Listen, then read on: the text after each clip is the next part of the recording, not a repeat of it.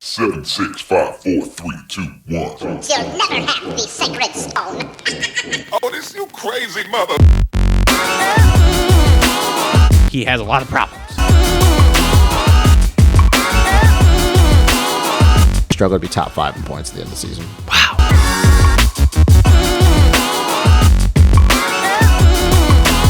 You bleach your hair, you're a sellout.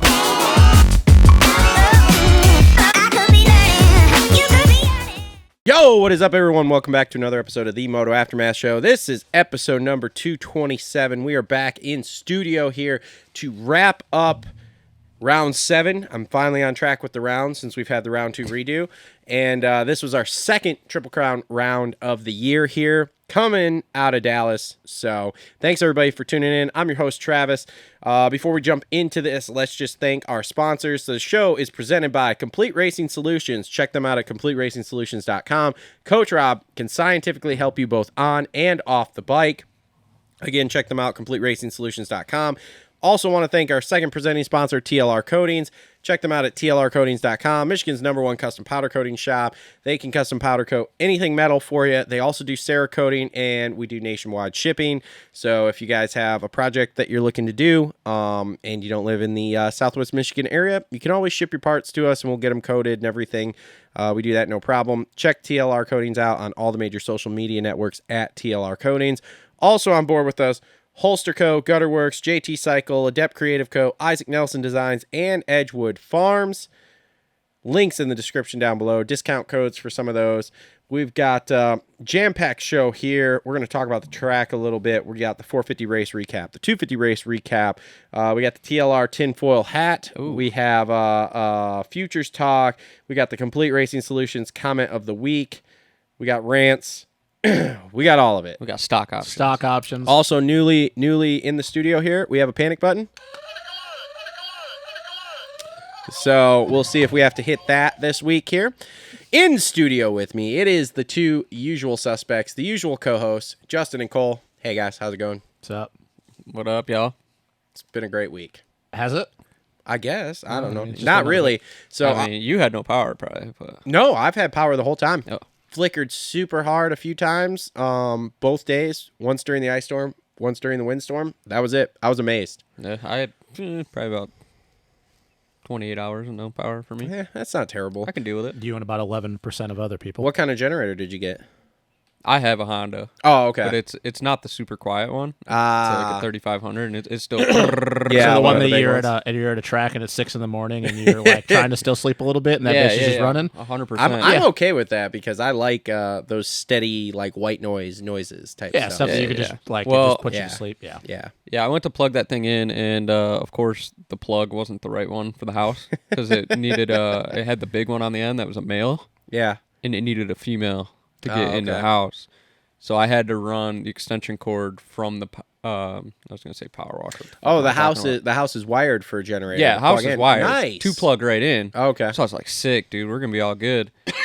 Cord wasn't right. Go to Home Depot. They said everything sold out this morning. Generators, cords, adapters, everything was gone, dude. Should have bought some stock in Home Depot. But ran the cord into the house, got the phone charged, kept the fridge on. That's really all we needed. Yeah. So I got a wood burner in the house. Oh, so. cool. Almost all of Portage was done. Just fucking done. Yeah, So, I don't have the house wired, so that kind of sucks because I really I have to run the extension cords through the thing. I have thought about though putting in one of those for the apartment up there just so that way I can do that if I need to. But anyway, no, so you know how last weekend I was like, man, I got kind of sick, but like I'm kind of okay. Dude, Sunday night hit me like a ton of bricks, like in the head area. It was no longer body ache. On the other side. No, we're fine now. Like everything's fine now. It's just one of those things where now I'm just trying to like clear out the end of the coughing and stuff.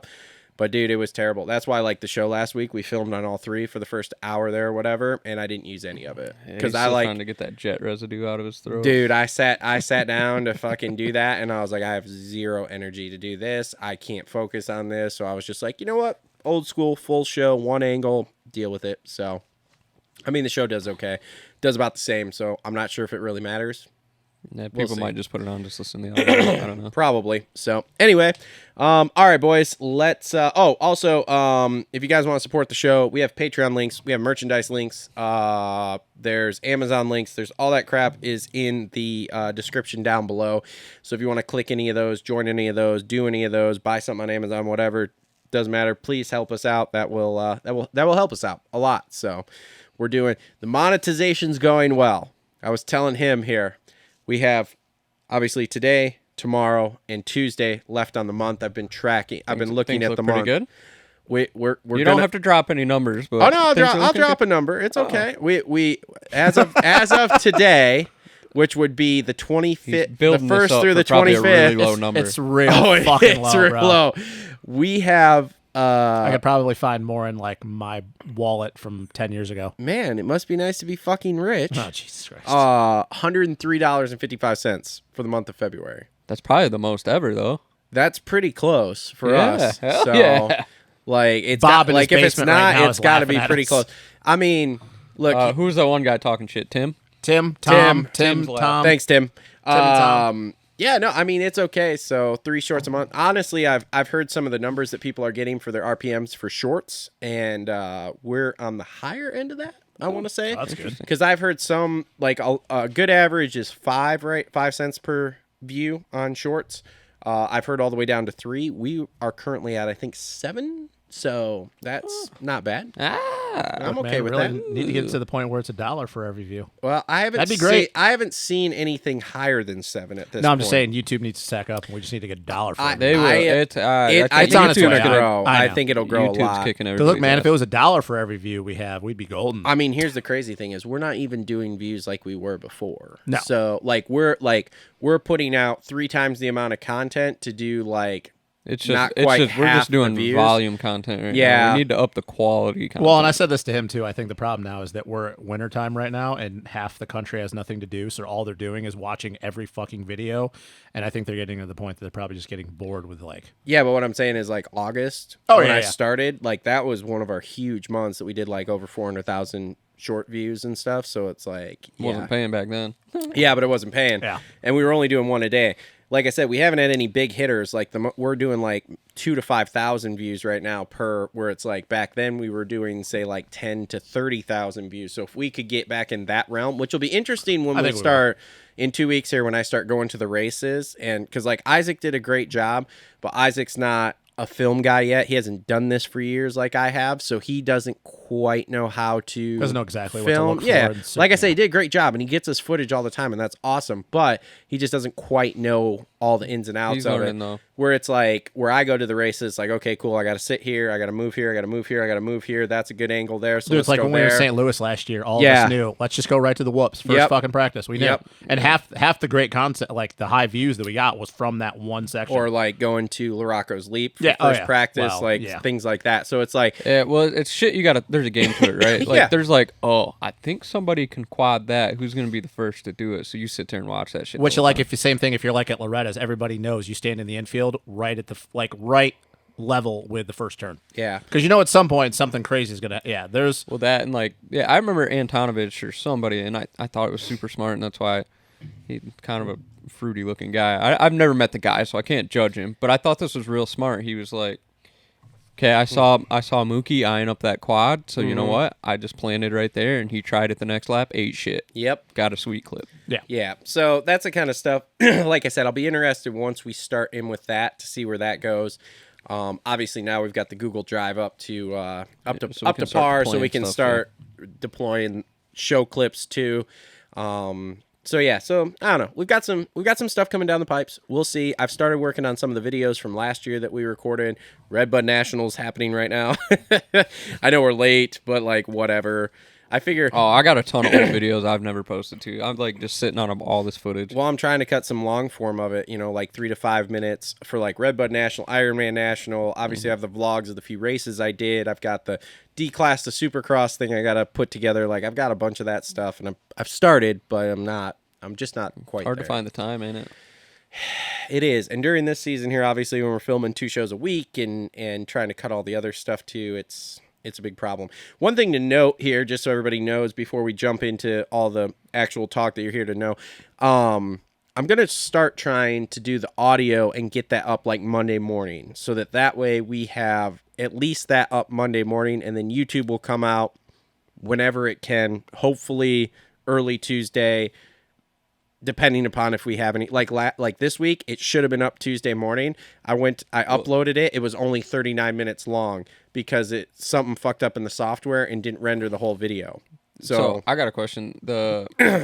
What time did you post it this week? It went up like late Tuesday. So it was like 8 or 9 o'clock. Now, But do we have a lot of chat interaction on the live premieres and stuff? Because I was in the chat and dudes were talking and chilling, and so that was kind of cool. So here's the thing: is like I've talked to Mike at Holster Co, and he's like, "Dude, I really wish you got it out earlier." So this is why I want to put the audio out earlier. But I'm highly tempted on the video side of things, and I know this is great content here for the show. But yeah, people are like, "What the fuck are these guys doing?" But like, we get a lot more live viewers if I go between like 6 and 8 p.m. on Tuesday for the premiere. Yeah. Like, well, people get home, they put it on. Yeah, like if I do it like early in Tuesday or like 2 o'clock on Tuesday, it's like we'll do like 20, 30 live viewers. But if I put it up later, we'll get between like 60 and 100 live viewers on the premiere. Now, I don't know what constitutes a live viewer, so I don't have all those different analytics. I don't know if that helps anything, does it? I don't know, but it's interesting that we do get so many more there. If I post it later, so I don't know. We'll see. I'm gonna play around with that. It's all a game, man. Dude, I was talking to Donnie this week about some stuff, and so yeah, so it's interesting. So anyway, all right, let's jump in here. Let's start by talking about this track a little bit here. I don't really like it. There were too many short sections, in my opinion, when they were cutting back and forth and they had the 2 lanes going back and forth across the end. And I'm like, dude, this is a huge floor.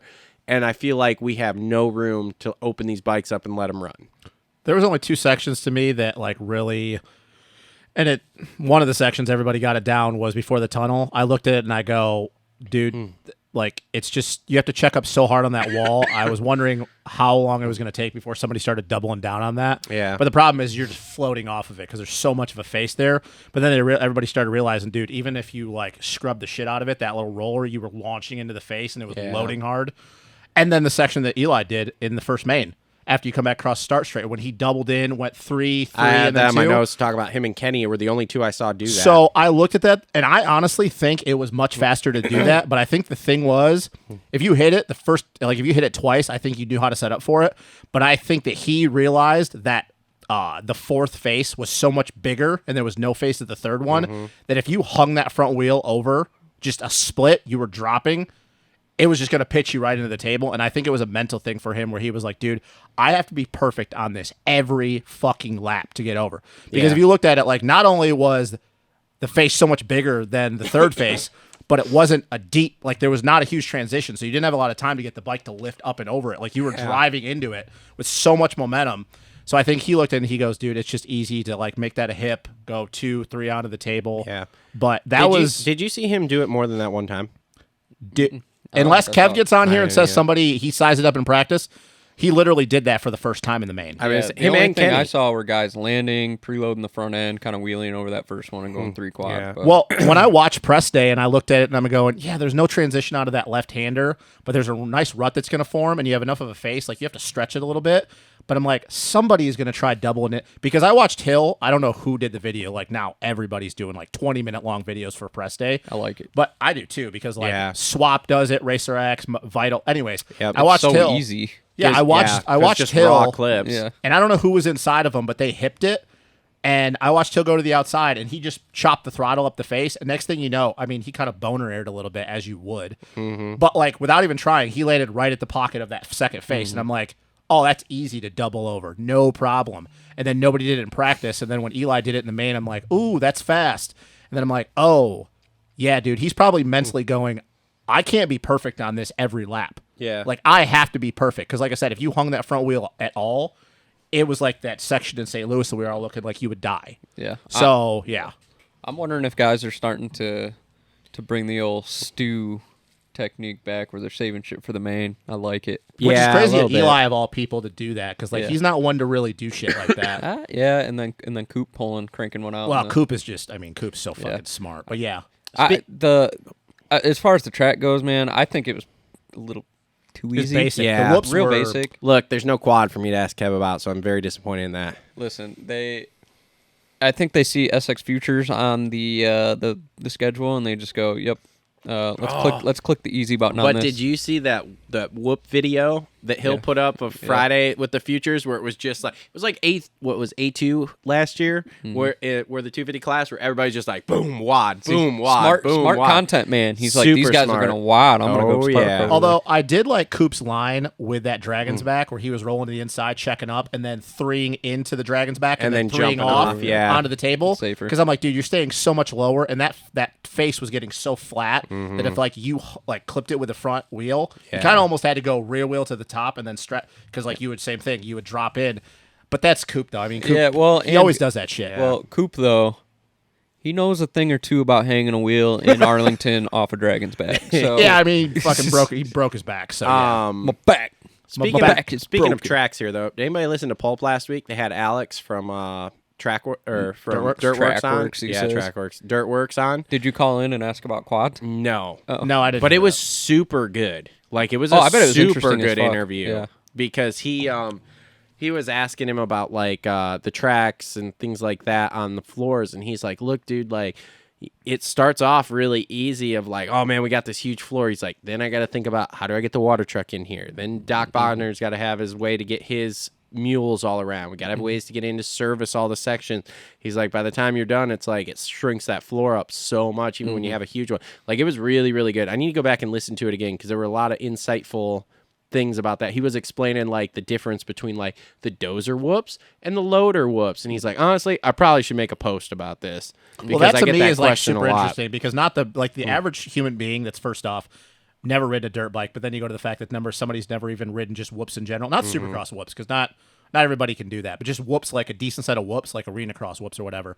I don't think people realize the difference between skidster whoops and dozer whoops, like the difference and how perfect you can make them with skidster, but how much different they break down as the Can dozer. you explain to me why they use the different things to make them? Well, I don't build tracks for a living, so no. This guy could. Well, he talks. No, yeah, about that's he what I'm talks saying. about it. That's what I'm saying. Like Listen, I you're said, gonna have to listen to it and report back because Justin ain't gonna go listen to Steve. No, you're right.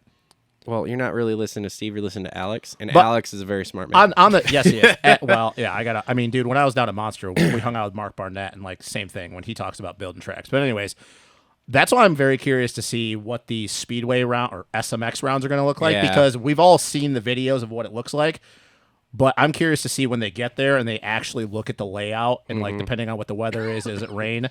Is it going to be close to the same? Because dude, LA Coliseum, I think you're only going to be able to do so much. But like Chicagoland and ZMAX, that layout looks sick. But it really does make me wonder: are they going to be able to replicate that down to the T? And you never know. We'll see.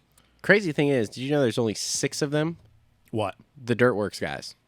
I mean, dude, There's a group of 6 of them that go around building these tracks. That's a thing I want to point out to people that have never actually went to a Supercross and watched live.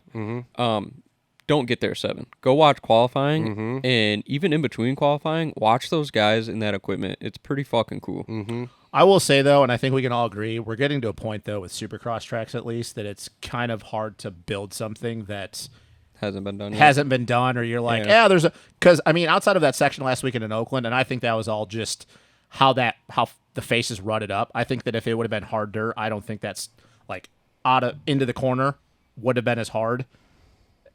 Dude, there's nothing that these guys are building anymore though that none of these top 10 dudes are like, yeah, I can't hit that section. Yeah. And the difference between the dozer and the loader is the consistency of the dirt is what he said, which is wild to think that they're down to that form. Yeah. Now, here's a funny thing. Somebody did call in and ask about like different drying agents and things like that. He did kind of dodge around that a little bit. He dodged around the line. Yeah, there was a little dodginess there, but I mean, it's all right. So Yeah. Well, one thing I heard about, I haven't listened to it yet. It made me think of you because you want to ask Eli about his Porsche. Oh, and that guy called in and asked, and I he think dodged that Eli, hard too. Eli shut it down and was like, "Yeah, I don't talk about the things I own." And Steve went, "Click, next caller." Yeah, he got real. I was gonna bring that up too. He got really weird about that, which I'm like, why are you like, dude? It's on your social. We all know that you drive these Porsches. Like, But here's the thing, I think he sold it, or at least he was trying to. He had it up for sale, Yeah. and then I heard it was kind of weird, but it was super weird because he very much did that. He was just like, I don't talk about the things that I own, and I'm just like, dude, we all know that you're making a shit ton of money, okay? if you got something cool, then Like, just say it, bro. Like, I understand, like, not wanting to flaunt what you have or, like, be disrespectful let's to people be real. that don't He have can it. flaunt a little bit, But it's like, bro, we all know you're making millions of dollars. Look, we all know that you make twice the average salary of a normal person in the United States in a night when you win a race. Everybody knows you win 100 to 150 grand. I think no problem. I think he honestly looks at it though, and obviously anybody that listened to Jace's podcast know Barsha talked about this. All the money when he had his Audi, his Lambos, Yeah. he had his. I didn't listen to that. But He he started thought talking about money. But he got so much shit for kinda. he got so much shit for that though, dude. Like what it was the famous picture. I think it was he got shit because Roxon got an R8 and Barsha was like, "Oh yeah, bro, I've already had like 4 of those." Barsha had cooler cars though. No offense to Kenny, Barsha had cooler cars, man. So here's... But he had the Lambo with the cycling bike on the top. And You know that he drove returned that, right? I don't know. Probably a lease or something. No. He bought the Lambo and then returned it like 2 hours later. I shit you not. He literally was telling that story on Jace's podcast. It's a good listen because he does talk about that. Does he talk like a rev limiter, like he does on the podium? No. He's very slow and concise. Yeah, he is very. Yeah, it's because he's in a calm setting for him. Yeah. But dude, I don't really care about that shit. Like, let's be real. A lot of these dudes that have this cool shit that they put on their socials, just like everybody else, guarantee a lot of them don't own the shit that they put on there. Yeah, it really... I'm not saying everyone. Look, I'm not saying that, but it's the same thing with like famous people. They put all this shit on there. Yeah, and a lot it's of like, times famous people I don't was own gonna say that shit, they're a lot different too, so it's kind of whatever with that. But I mean, the car thing, it's like in this case, because I know like that one YouTube channel I watch, Daily Driven Exotics, they get a bunch of shit because they lease a bunch of their cars, right? But they've got like 20 fucking cars, like supercars or whatever. And the thing is like if they lease them because their business is to make content around these supercars, there's tax advantages to leasing them. Great. Why would you fucking buy this car if you have a place that you work with that's going to let you lease this car, make the videos on it, make the videos, do all these modifications to it, and then they'll take it back and they'll sell it. So who the fuck cares? I also don't think the average person realizes, all those super and hyper cars are cool to have, but also it's not practical to have a vehicle and like. No. Dude, I don't fucking know. It's like, yes, I would very much like one, but I also probably before that should have a van and a box truck for the company and like probably like a new truck and like Need a van? There's all these things. No, I don't want your van. Dodge Anyways, ProMaster. let's we're getting off topic now. Well, I think Kev's gonna come on here in a few minutes, so let's do our Complete Racing Solutions comment of the week, brought to you by Complete Racing Solutions. Just in case you didn't know, I would hope it would. Never mind. Comment of the week from, I wrote the guy's name down, Zaphode Beeblebrox. That's a name. I don't know, man. It's What was his avatar? picture of a dude. Bio said lover of God. I don't know. Oh. Y'all are sweating Deegan fans? ? Do you realize they're 10 and 11 years old, right? Yes, we do. That's why we don't sweat them. Oh, that's a pretty good comment. It's not bad. Yeah, we didn't have any real negative ones this week because we didn't have a Deegan segment. now this week, well, I'm you're sure gonna we'll make have sure some you good have a ones. Deegan segment. Every time Deegan's we had on to that talk about track, him, so let's be Are you real. going to talk about him gonna- eating shit in the whoops? And One of us is going to say Right. something, and Like, we're just we'll going to be like, we'll "You guys are just- fucking idiots." We'll get to it. Anybody watch the shit show with Cooksey and watch Cooksey like keep walking back the Deegan thing because he was very high on Deegan, was gonna kind of flounder when he got started, and now he's like, I've walked it back. Everybody get out of my comments. I've walked it back. See, we invite those comments, so you guys can just Invite those comments all the All the time. time. Don't care. Please Helps comment the more. algorithm. And wait until we get a little later in the show here and start wrapping up the What do you think's 250s. going to be worse this week? The Jet homers when we, All of it. We don't usually get a lot of hate on Jet, but I think that's because I'm a Jet homer myself. So I think we cover that pretty I have okay. something to say since we're going to have Kev come on and we don't want to dive into the recaps yet. Hey, do you guys know that the Triple Crown last night was exactly like golf? It's exactly like golf. the fuck are you talking about? I'm confused. Todd Harris, every chance he got, kept having to mention to people, the score, like you wanted the low, just like golf. Oh, okay. Oh, and then he was like, yeah, it's just like golf. Just like golf. 10 times last night did he have to make the comment. He even made like, yeah, just keep getting that score down just like golf. I'm like, dude. You think they're trying to push that point? You think that's something in his ear or what? I don't fucking know because Todd Harris doesn't commentate golf.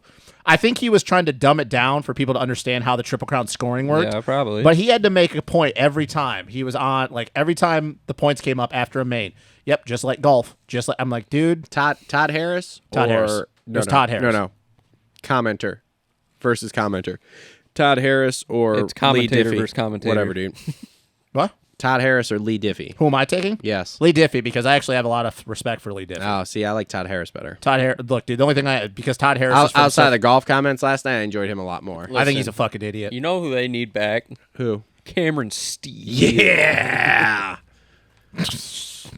We're here at X Games. Well, I mean, that's like Getting Todd ready Harris, for though, man. He Freestyle was Moto commenting back in the day X. when it was EA Sports. I kind of liked Cameron Steele. I wish, good. but it's never going to happen because, like, the powers that be that run the sport would never allow him to be on air anymore. I want David Bailey back, but that would never happen. Why? What did he shit the sheets with somebody, or was there some? No, animosity? because David Bailey is a no fucks given, doesn't give two shits like Grant Langston, and he would say something and He would piss fit him, in perfect It with would the piss show. him off, and then he would be like, "Try to make me change," because good luck with that. He would 'Cause fit in perfectly with this. You come at David Bailey, it's like coming at motocross god. Like you can't fuck with that dude.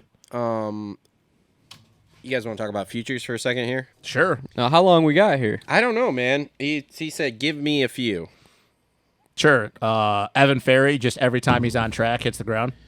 You've been We'll riding get that to- Triumph. Too We much. will get to him later. Dax Bennick is Pretty I mean, fucking solid at I always Supercross. I knew he was good, but like he's he's a notch above everybody else Here's right my now. theory on it right now. That he had no competition. What was there to be nervous about for that race? That's true, for him? too. Well, I mean, you got Casey Cochran, who's a 16-year-old B rider, but yeah. like Well, however, though, Julian Balmer. Julian on the- Balmer. on the I think KTM, he's gonna be good on he that was only on KTM. that bike for about 3 days. Yeah, I think he will be better. So, I tell you that Supercross, no. I'll tell you what though, come the Spring Nationals, he's gonna give Bennick everything he can handle when they go to Spring-a-Ding and Oak Hill and well, I don't know if Balmer's going to Daytona, but he's gonna give him everything he can I handle assume he's outdoors. going. There's no way he's not going to Daytona. I would assume so too. He's So on does- Orange Brigade now. What's the word with Bennick and Star Yamaha? Outdoors. I haven't heard Colorado's. anything yet. Well, they got Ferris. Guillaume Perez. Ferez. What about it? What do you mean? They signed him. Where? Well, Guillaume, Are they gonna have Guillaume's room? doing outdoors, and then he's doing Supercross and outdoors next year. But Bennick's supposed to be going pro after Loretta's. With what team? Star. He's on Star, dude. I don't care what anybody says. He's on Star. I don't know. Daniel Blair's probably slipping that Orange Brigade back in his. He's not pocket. going back to KTM. You know, like? No, Yeah, not after riding that bike. and No, well, experiencing not only that. that, but I don't. Once again, I don't know if this is true, but I heard that they didn't end on the greatest terms, and I don't know if it was Dax or his dad. Like I said, I don't. I had just heard from a buddy that like knows people at KTM that they didn't really end on the greatest terms, I will tell you what, and that's though. all I know. He is. You can say whatever you want. He is good at Supercross. Well, he's like Deegan, dude. He's been riding Supercross since he was like 9. Yeah. Well, At Deegan's house. yeah. Well, not only that, he but has his own one. house. Yeah, he has one too. He has his own track. He's had his own damn, Supercross must be track for a nice. long time, dude. He was riding Supercross when he was like on Super Minis. What, they got more money than the governor, or what? I don't know. He You know what probably- his parents do. His dad. I think his dad owns his own business. I don't know what he does. He's got more money than the governor. Jesus. But like, dude, that's As a business owner, trust me, that's not the case. How do you think he would do though? I mean, because you look at his. I mean, granted, in that main, like, dude, the track was garbage, so they didn't backblade anything, so his lap times were a little off. But when the track was fresh during the day, dude, his lap times were inside the top 10. They were pretty much right on par with like Hayden and Hymas. I mean, I put him in the top 12. Okay, I mean, so the good thing for him is everything I've heard that it's pro after Loretta's. Who knows? I mean, Romano wasn't supposed to go pro last year, and he went pro at Paula. The good thing for him is outside of Baumer, however you say his name, Julian Baumer. I thought it was Baumer, but it apparently Julian Boner. Look, Daniel Blair says Baumer, so like he's his new boss or whatever you want said to call Boner? it. Boner. Boner. He has no competition. Like he's not. Base Flug is good, but I think he's still too raw. Julian and like I said, Cochran's in the B class, so you don't really. Dax is going to clean up all year long, so he's going to have a lot of confidence going into whatever round he decides to show up at for nationals. Oh, shit. Fuck. Hold No. on. Okay. Well, I guess let's move right into Kevin Moranz. Yeah, we're moving to Kev here. One person I did want to see, though, that I saw on the entry list was Finus. Mark Finus. Phineas. It's Finus. It's Phineas. It's Finus. It's Finus. I'm telling you, it's Finus. Everybody says Phineas. It's Finus. Phineas and Ferb. We'll ask. Who are you going to ask? Him. Mark Finus? I bet he'll be at what's it called? I don't know. Yeah, what's it called? I don't know know. what's it called. One of the combines we can ask Maybe. this summer. Hello? Kevin Moranz, welcome to the Moto Aftermath Show, bud. Oh, howdy. Nice to be here. Oh, he's got some of that Texas slang. Oh, Oh, God. He is from Kansas. So. here we go. All right. So, man, let's talk about last night. There was no quad, so I'm very sad that question's off the table. Thankfully. All right, let's talk about this rear wheel predicament we're in here. Give us the rundown on what happened last night with that rear wheel of yours, because we all saw you on TV begging the track workers to do something. Okay, I didn't know that. I haven't looked back at it yet. Everybody seemed like I didn't even know that was on TV. Like A good 20 seconds.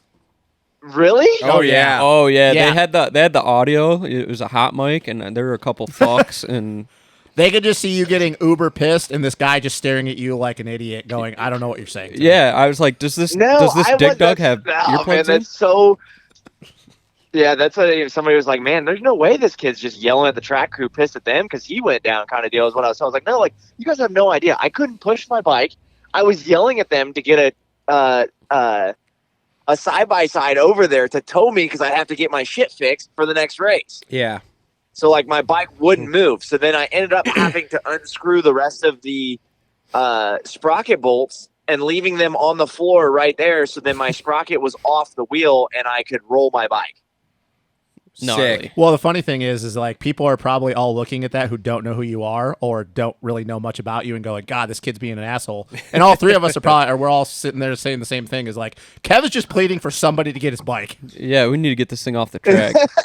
Well, they said That your is hilarious. they said your chain was off, and I'm like, Kev's trying to get this motherfucker to hold the handlebars, And this so that guy's he just can like, "Ugh." grab the rear wheel and turn the chain back on like a damn bicycle. Yeah, the guy was looking at you like a zoo animal. Funny thing was when the guy was just like looking at you, he made like a head nod and then he just turned the other way. Yeah, dude, it was It's like, wow. it's a mess.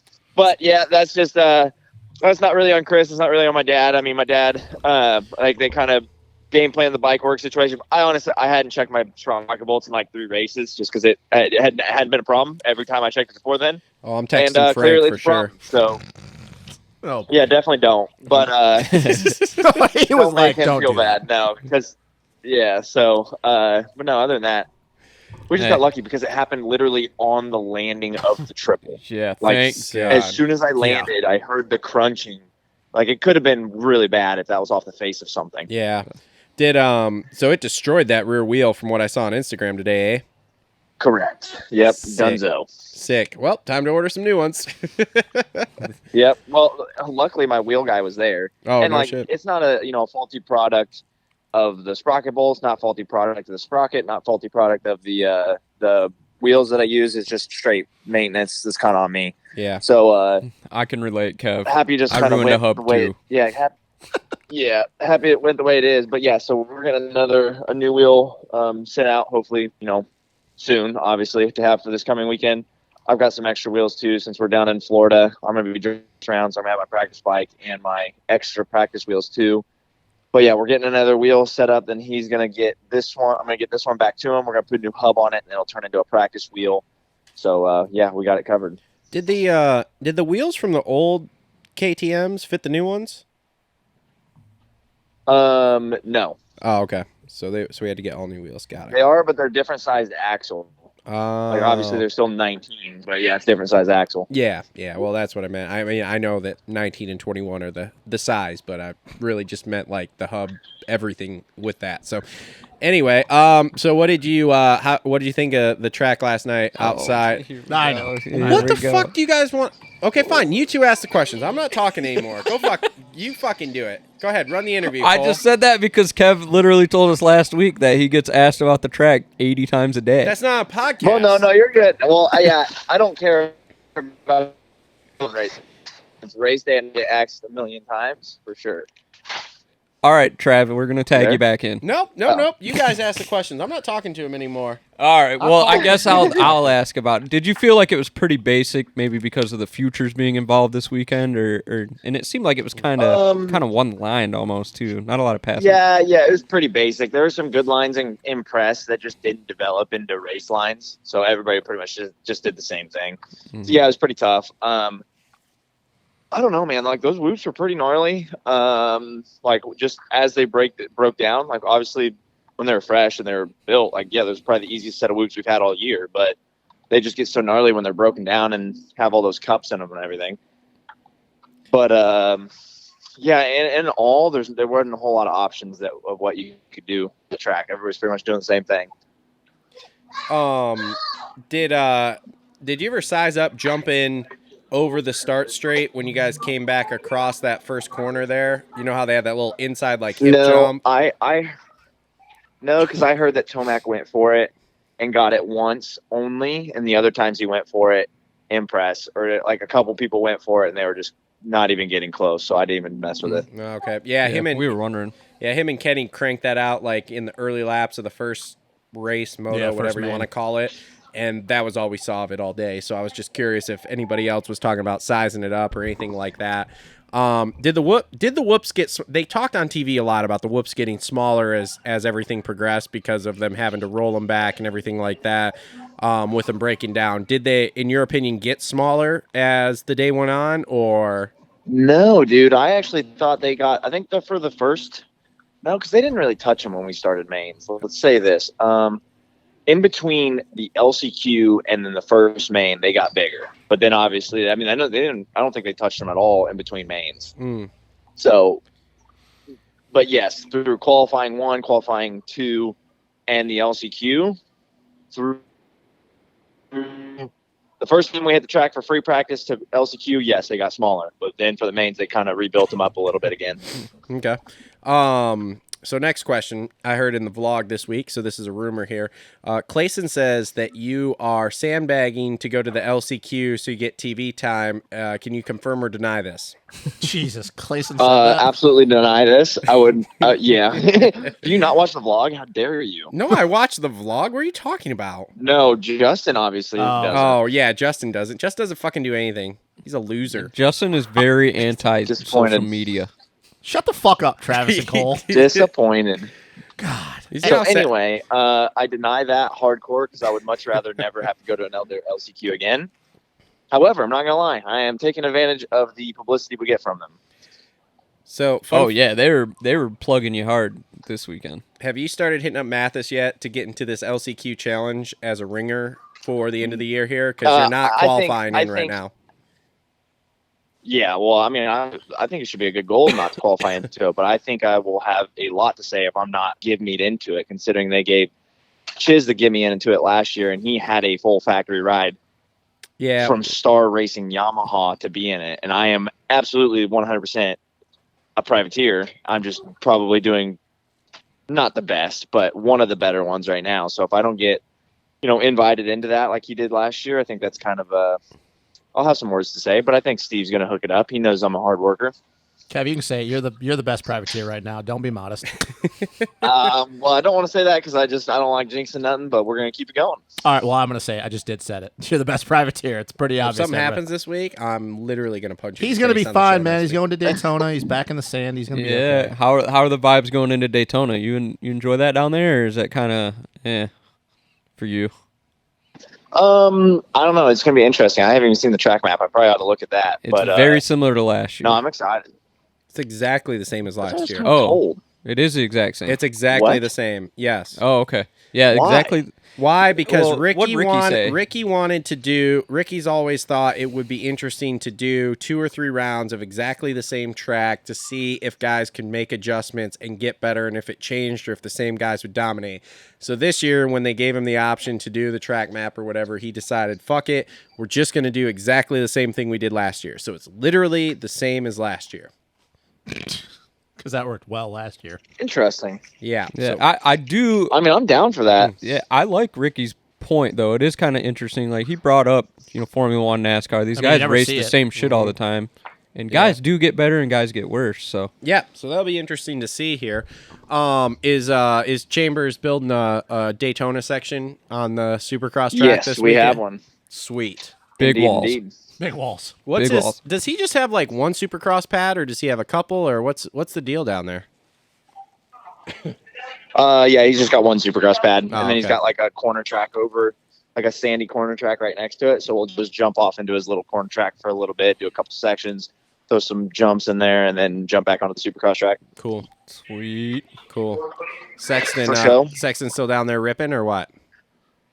Indeed. Did he crash this week? Yeah, he wasn't the happiest with me after the main event, actually. Ooh. Why? Oh, God, now he pissed off Eli last year, and now he pissed off Sexton. Why? What did you do in the last main event? Well, he came over and he's like, dude, I'm like not mad at you, but just kind of like be a little bit more aware. Because apparently because I saw a video, he got screwed over by Harlan. Like he tried reading Harlan what he was going to do, and then that's how Webb got around him. Yeah. I didn't see the footage of if I did anything to him, but because Harlan and I were like in a fight to the death on that last main too. I was trying to get to him and get around him, so we didn't want to move and obviously give up positions. I was kind of waiting for him to move so then I could just sneak in front of him. But yeah, I mean, we probably got in the leader's way a little bit, but I think he did it in one of the mains, but I don't think it was the last one. Harlan? No, Harlan Kev was Kev was battling with Harlan or somebody. Maybe it was the last main. I don't that remember. whole thing with Harlan and Chase was, dude. Yeah, Bummer deal. Yeah, I feel bad for both of them because Harlan was trying to do the right thing, and I just don't think I think he thought Chase was going to go to the outside, and Chase got stuck, and by the time Harlan realized, Chase was like level with the middle of his chassis. well, and he had nowhere to go. that all started with Chiz just pile driving himself into the ground at the end of the whoops, and that fucked everything up. Suzuki things. Yeah, it's the Suzuki. Yeah. thing. Look, don't let it get to you. Just tell Chase, like, look, bro, if you want to wash the front, you'd have won that fucking race anyway. Look, I think Kev's trying to go down the top 5 line. He started with Eli last year. He's at Chase right now. Next year he's going to Webb. Then he's going to go to Jet. Like he's just trying to run down the line. This is cool. You know what you should do? You should get in his way. You should get in his way during a practice moto. Yes. no, because I'm that's actually cool with because Chase so I could don't take wanna him out mess if he that wanted up. to. Nobody would Especially- see it. Yeah. and especially since like he's cool with me riding with him, I'm not trying to stir up anything there. Yeah, I do have respect for Chase. Like everybody keeps talking right now how he's taking everything to the chin, facing the media and all that stuff. And I think that shows a lot in his character to come over and talk to you and say, "Look, man, like," and didn't do it in a dickish way, you know. So, Yeah. Because He wasn't like mother. Yeah, he wasn't like mother effer me or like cuss me out or anything like that. He's like, dude, I'm not like mad at you. He's just kind of like be a little bit more aware. Yeah, because let's be real, if that was Ando, he'd have like got in like, your that's face fair. and called you an idiot or something. Yeah, good thing it wasn't Anderson. Or Barsha. Yeah. Well, I came off the track on that third main and I saw Chase like, because obviously Grant was right in front of me, throwing his hands up and whatnot. I was like, oh shit, is that me? And he's like, he primarily was ripping into Grant, and then I kind of got the end of it kind of deal. But I mean, it's fair. I mean, I can see.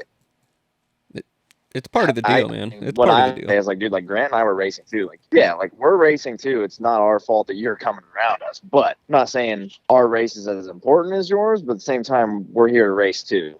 Yeah. So how do you feel about? Sorry to cut you off. I'm a dick. But how do you feel about? No, go. If you get lapped twice, do you think that should be black flag off the track kind of thing? Like if it's twice? No. Okay. No. Because I've heard people tossing that around before. You know, if you're in 17th or whatever, second lap pull off, you get 17th kind of thing. So. Yeah. What did you think he was going to say? Yeah, I should totally get pulled off the I don't track. know, dude. A guy like A-Ray would probably be like, fuck yeah, No, get me I off don't this think track. so. That's also A-Ray. No, because I mean, there's so much that can happen. Like, say, because they're lapping up to 10th right now, and they're double lapping up to, let's just say, 18th or so. I don't think I got double lap this weekend, but I could be wrong. But no, there's so much more battling that we do. Like, I mean, considering the whole thing that happened with Grant and Sexton, like, dude, Grant and I were going at it. Like, we're right behind each other. We were battling it out too. So it's not like it's just them. Right. Like there's still action that happens in the back. It's different if you're 50 seconds away from each person, then yeah, go ahead and get them off the track. But if there's still battling that's possible and happening, keep it going. Yeah. Well, that's the thing that the top boys That's part of racing. They got to figure out how to navigate the lappers too. So. Yeah. Was your mom there this weekend too? That's never yeah, mind. the That fam doesn't surprise me that Travis just asked Why? that. Why can't As I was thinking about it, I was like, "Oh, that's weird." And then I'm like, "Oh, I yeah, don't- you really like Kev's mom, so that's on par." me with and you. her are friends? I never said you weren't friends. I We like text. Kev's mom. We text. Stop. Just stop. What? Stop. Stop. Stop. Look, okay, here's All the right, thing. Kev. So I don't want to do the interviews anymore Kev, because all you guys do is fucking mock me. So we're going into the round 8. How you feeling so far this season? Pretty good, man. I mean, I'm stoked with it considering I am 6 for 7. And last year I didn't make a main until round 6. So, gathering points slowly. Last year, obviously clicking off 16ths and whatnot, they added up pretty quick. But at the same time, we didn't have nearly as many points at this point in the season that we did last year. We got all our points at the end of the season. So, Best I'm season pretty ever thus stoked about far. it. We just got to keep it. Just got to keep it rolling. Stay safe. That's the biggest thing. We got to get all 17 rounds in. We haven't really talked about this. Do we have an outdoor plan at all? That's what I was just thinking. Like, because with the negative. with So, the SMX thing, I mean, with how I'm doing right now, I feel like a lot of these guys are going to be contracted in to do the SMX deal, and then it'll open up opportunities for me for the world situation. It depends on where I'm at in points. And if I really have a real shot at getting into the last 3 rounds, we'll kind of probably try to stick with it. Or if there's enough incentives there, I don't know what the new pay is going to be for outdoors and yada, yada, yada. But I think preferably world, just because I like Supercross more than I like outdoors. But if there's real opportunity and there's a good transportation system that I can figure out for outdoors, because my transportation system for Supercross is not moving into outdoors. So if I can figure out a similar deal that I had last year, then maybe outdoors, I don't know. So it's 100% 50-50 up in the air right now. Interesting. I was just thinking about that because I was like, man, he's gathering points, but like obviously, and nobody really knows here, but supposedly if you get a win, obviously then you're in, but you don't have that, so so you're getting in on points. I don't think. Yeah, so it's correct. Like, okay, cool. So then now we're playing that game, but I like the idea of like, okay, well, I like Supercross a lot better. If there's world stuff that opens up here for me, then we could do something like that. I like that a lot. But I think it's cool that it opens up also like where Kev can look at the points and be like, okay, I'm close to this round, and this round. Maybe go do 3 or 4 outdoors, get the points, and then go from there kind of thing. So. Yeah. So, cool. Well, anything else from you two knuckleheads for him? No, man. No. All right. No, we're good. All right. Great. Well, thanks, Kev. We appreciate you coming on, man. Indeed. I appreciate you guys. All right, man. We'll talk this week, buddy. Good luck, man. Alrighty. Thank you guys. Talk soon. Yeah, later. I was going to say something that I still don't know. Did you say good luck, weenie? No, I said good luck, weenie. Jesus Christ. What's wrong with this guy? Dude, I'm having I don't know. I'm not doing interviews no more. I'm having strokes, man. He's a sensitive little bitch. Look at that. You guys are fucking assholes. We're just being dicks. And he calls me. He can whatever. Let's get rolling into this. You guys are being assholes. All right. So that was Kevin Moranz, everyone. Thanks to him for calling in. Part of the sponsor deal. Yeah, I don't know why he calls in, to be honest. Because it's part of the sponsor deal. The one with the logo that he can't run. Yeah, exactly. Okay. Exactly. Not during Supercross. It'd be interesting to see. We haven't talked about outdoors yet. I still stand by. I would like to see Kev try to get a shot at go up to Canada for outdoors. Canada would be But interesting. he said outdoors doesn't interest him. Yeah, he doesn't like the outdoors as Yeah, much. but he could go up to Canada and get a factory ride and make more money up there than he ever has in his entire life. I like the world thing. I'm going to have to contact him this week and see if there's been something talked about. do they need a media team? There's a lot of people in that one Team Green dude that I've told you about at Vital that's made a lot of titanium parts that the word is right now, a lot of dudes have backed off from going over to World for quite a few years now because of this whole SMX thing and all the way the teams are doing their contracts. Oh, it's like PGA versus Live. Well, that's 100% what it is. well, kind of. It's kind of like that. There's a lot. Anyways, there's a lot of guys that are like, I really don't know if the World thing is going to be a thing for quite a few years. I still think coming into, I don't want to say 24 because everything's going to be done before we can really get into that. I think starting in 25 is because number one, what they're still waiting for is how does a full season of WSX look? Like 6 rounds at this point is a full season. So how does that look? And number two, how does this SMX thing look? because they were talking about this on the shit show the other day, which was what I was just getting into a little bit of. So if you get a win, you're automatically in, but then you're also in with points. But then we're only taking 20 guys, 18 guys, something. But then there's LCQs that you can qualify in. But you can't find any of the actual rules written out anywhere, because why would we do something and fucking actually have everything in place before we do it? Well, we don't, because we're just launching this to try to combat WSX, which is they just shot on the hit. They did. That's 100% what happened here. Yep. So here's the thing. And no one knows what's going to happen. Did you know why they got the venues, right? Because they could get the, what's it called? Because Z-Max and... Daytona Motorsports It's all groups. owned by Daytona Motorsports Group, which Coombs has a hand in. Yeah. You know the one thing I started thinking about, though, that also could play into factor of, for guys, some of the bigger names going for World Supercross, and it's something super small, but it factors into why some guys, like with Coop, not wanting to ride outdoors. Mm-hmm. There is a real thing to be had with having to be on a plane that much and travel overseas during the summertime. Let's be real. They're on planes anyways, but you're home. You can go do things you want to. And a lot of these guys having to be on a plane earlier than normal to get over there, and then depending on how they're going to do testing and, you're going to gel with the team, I think there's going to be a lot of guys that you're going to look and go, you have to spend most of your summer on an airplane, and then you have to go to places where, like... Dude, we all know these guys, like, they still want to live their life. And, yeah, it'd be cool. Yeah, you get to go to Italy. You get to go to France. But, dude, if you get to spend 2 days at home, depending on how the schedule works, I think that's going to play a factor, man. A lot of these play guys... a factor for the guys with kids. The races are way more spread out than that, though. So you're not just going to be home for, like, 2 days at this point. As right now, though. Yes. That's right now. We go 2 years down the road, like, to your point, 25. Yeah. We go 2 years down the road, and now it's not. It's like a normal, what would be a Supercross season. I'm sorry. There's a lot of guys that I don't think are going to want to spend that much time away from home. But here is the kicker to this, and Jace talks about this a lot on his podcast. If you do the Worlds, you don't have to ride as much because you're flying on Monday, Tuesday, Wednesday, maybe Thursday. I don't remember exactly how it works. You're doing media there, but there's no Supercross track to test on. That's a problem. So you're not. Though. Why is it a problem?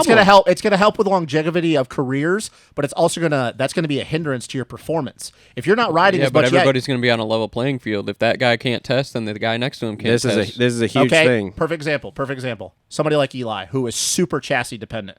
You think that if you told Eli, and we know that he's not going to do World Supercross, oh yeah, you only get to ride once a week, and that might not even be a thing. You really think that he's going to be super stoked about racing every weekend, and he gets to ride one time a week? Well, hell no, because he knows his performance. He's going to go in with like, well, I don't fucking know where we're at this week. Like the live. The reason why I bring up the live thing, and I can only say this because I've been paying a little bit more attention to golf since the full swing. Guys, the live thing is not doing well right now. The live thing, there's more money. I don't know. It's not doing. No, I do. It's not doing well. Oh, like really? the PGA guys. They formed a pact, like Rory McIlroy went in last year when the whole live thing, and they basically made a pact that there's more tournaments, but there's more money in each tournament, and they basically made a pact that if you're in X, like you're X number player in the world, you either pick either PGA or live, but if you pick live, you never get to do a PGA event ever again. Ever. Yeah. So you're making more money doing live, but the thing though is that they're like, well, that's cool, but you also could never represent your country when they do the Ryder Cup. That's what Poulter ran into. Yeah. Oh, yeah. He got fucked with that. And look, we've said this before. I was hesitant. I want World Supercross, more racing. You know I'm all about that. But the more and more the time goes by and the more and more that I see this, I can see where the World Supercross is not going to be, it's not going to be as big as I think we originally thought. Yeah, I don't know. We're going to have to see. My whole thing with like the testing thing, if the guy isn't confident in the bike or whatever because he can't ride it enough, tough shit, man. Then don't fucking race it or learn how to adapt. And that's what I mean is where I could see for guys like Kenny. Same thing. We know Kenny's all about it. Yeah, it's going to help with his longevity because we know of his health problems. But, dude, we know how much he's been struggling lately. You do that to a World Supercross, a normal thing. You get 7 rounds in, you tell Kenny, sorry, dude, we just can't test this week. He's going to be like, well, this is going to fucking suck. Yeah. There are guys that I think it's going to work for, and then there are guys that I think it's just, and they'll be like, we tried it. It didn't work. Now we're going back home. That's the beauty of it, though. It's different. I love it. Like, it's great. My thing is I just don't know if it's going to work as well as I originally was thinking it was going to. So here's the thing that I think about with it is, okay, you can't test and everything. You don't have to ride 3 times during the week because obviously you can't. Now, as of right now, the rounds are spread out enough. Oh, yeah. And even when you It's get like, what, 3 even when weeks you in get to between? 12, yeah, even when you get to 12 rounds, so you're at least like 2 weeks in between. So there will be some time to come back and practice and test and things like that. But it's not going to be as hardcore as what we're doing right now. And here's the other thing: it's not 30-something rounds. No, The no. 30-something rounds a lot. is going to be a big factor here going into future years. I think like much bigger than what they're anticipating right now. Because right now they're all trying to. Number one, all the dudes are pumped up because they're like, oh, man, look at all this money, which that I think is a factor, too, because we all know that all this money. For right now, exactly. yes. Air quotes. Air quotes. Because is there really that money there? Is it really there? Like, I hope Is so. it really even a lot of money, though? Well, that's another thing, too. That's a whole nother thing. It's just like Kev just said. So here we are again, another thing of this half-baked idea. They don't even have a payout structure yet for outdoors. Like, what's that going up? Because outdoors and Supercross are both supposed to get a bump in pay, and then the SMX is bigger on top of that. So it's like, okay, what the fuck is happening with all this? Here we are. We're 2.5 months away from outdoors. We don't have a pay structure. And then the Super Motocross, we're however many months from that, 7 or whatever. July is the first round. We don't have a fucking rule book Yeah. that says, hey, this is how you qualify. This is who's going to qualify. This is who's in. This is who's out. This is how the racing's going to go. We have no idea. Yeah, and which is why I bring back to it'd be interesting for somebody in like Kev's situation because a lot of the factory 450 guys up there, like Dylan Wright, because he wins the most, is like the highest paid dude. But some of these other guys, like they're getting second, third, and fourth on good teams, like they're making like $90,000 a year. Yeah. So it's like it depends on. I don't know. There's more availability with all this shit going on, but it is wild. And I would actually like to. It'd be cool to do a show. We get a group of guys on and talk about this. The difference of.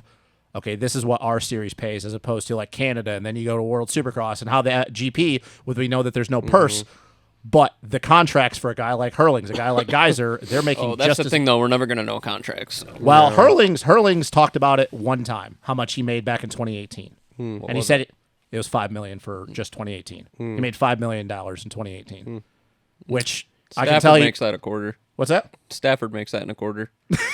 Yeah, well, yeah, no shit. So it is very, very interesting to me. But when I heard the $5 million, though, I was like, Jesus Christ. But and having to only ride outdoors. Like I said, I'm super interested to see where the world stuff goes because I do think I hope it works. I do think it's going to be a longevity play. Is how they're going to have to essentially sell it. It's just how long do they want to stick in it if it's not working? Like, do they want to keep going with it if it doesn't? Well, I think Adam Bailey's got several years in him here before he backs off it. So I mean, yeah, look how long. It took but I do Supercross think to he's work. also smart enough. They'll get to a point that if it's not working, he'll bail out. Yeah, for sure. And be like, yeah, we're done. It's just not working. So I don't know. We'll see. There's several things, and we've talked about a whole bunch of them. Like the teams can actually make money, so that's an interesting thing. So there's lots of Look, man. You know, but we got to we need some time here to develop it. You got Rick see. Ware doing it. Somebody needs to go pleading to Chip Ganasky and Roger Penske and be like, hey, man. Haas. We need a Haas team. Yeah, I mean, Gene Haas would be all about it. Joe Gibbs. Yeah, I mean. I don't know. What the fuck you laughing for? Because I just really don't know if it's going to be around without Coy. With Coy being gone. Yeah. But you guys see what I'm saying? Like, we had Rick Ware, but he's obviously not a name like Penske or Ganassi. Yeah. We need some of those guys to step in. Yeah. We're also here to talk about U.S. Supercross. So Yeah, so an hour into the show here, let's get into this here. Let's see, let me just write this down. All right, 450 race recap brought to you by our friends at Gutter Worx. Always well hung, just like Justin Barsha. So getting into the 450s here. Oh, boy.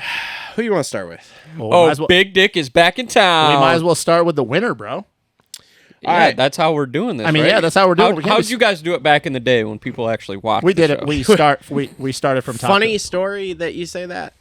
Cutting the sections and stuff here, it is working. Pulling almost about the same number of views total now. So It is working. We're right back in the realm now. Yeah, we were out for a while because of having just the long show. Pulling the sections, like the 450 recap got almost 1,000 views last week. And I think some people are probably, if there's certain sections that we allude to in the cuts, and they don't get, they'll go and watch. Yeah. They'll go and watch them. But you got to start with the winner, man. All right. So oh, Cooper, boy. So, Hey, so Big Dick's back in town. These boys, Cooper Webb. 2 points, boys. Two fucking points. So here is a thought I've had. You've been thinking about Cooper a lot lately? Mark this down for a short because this is going to be a short for you.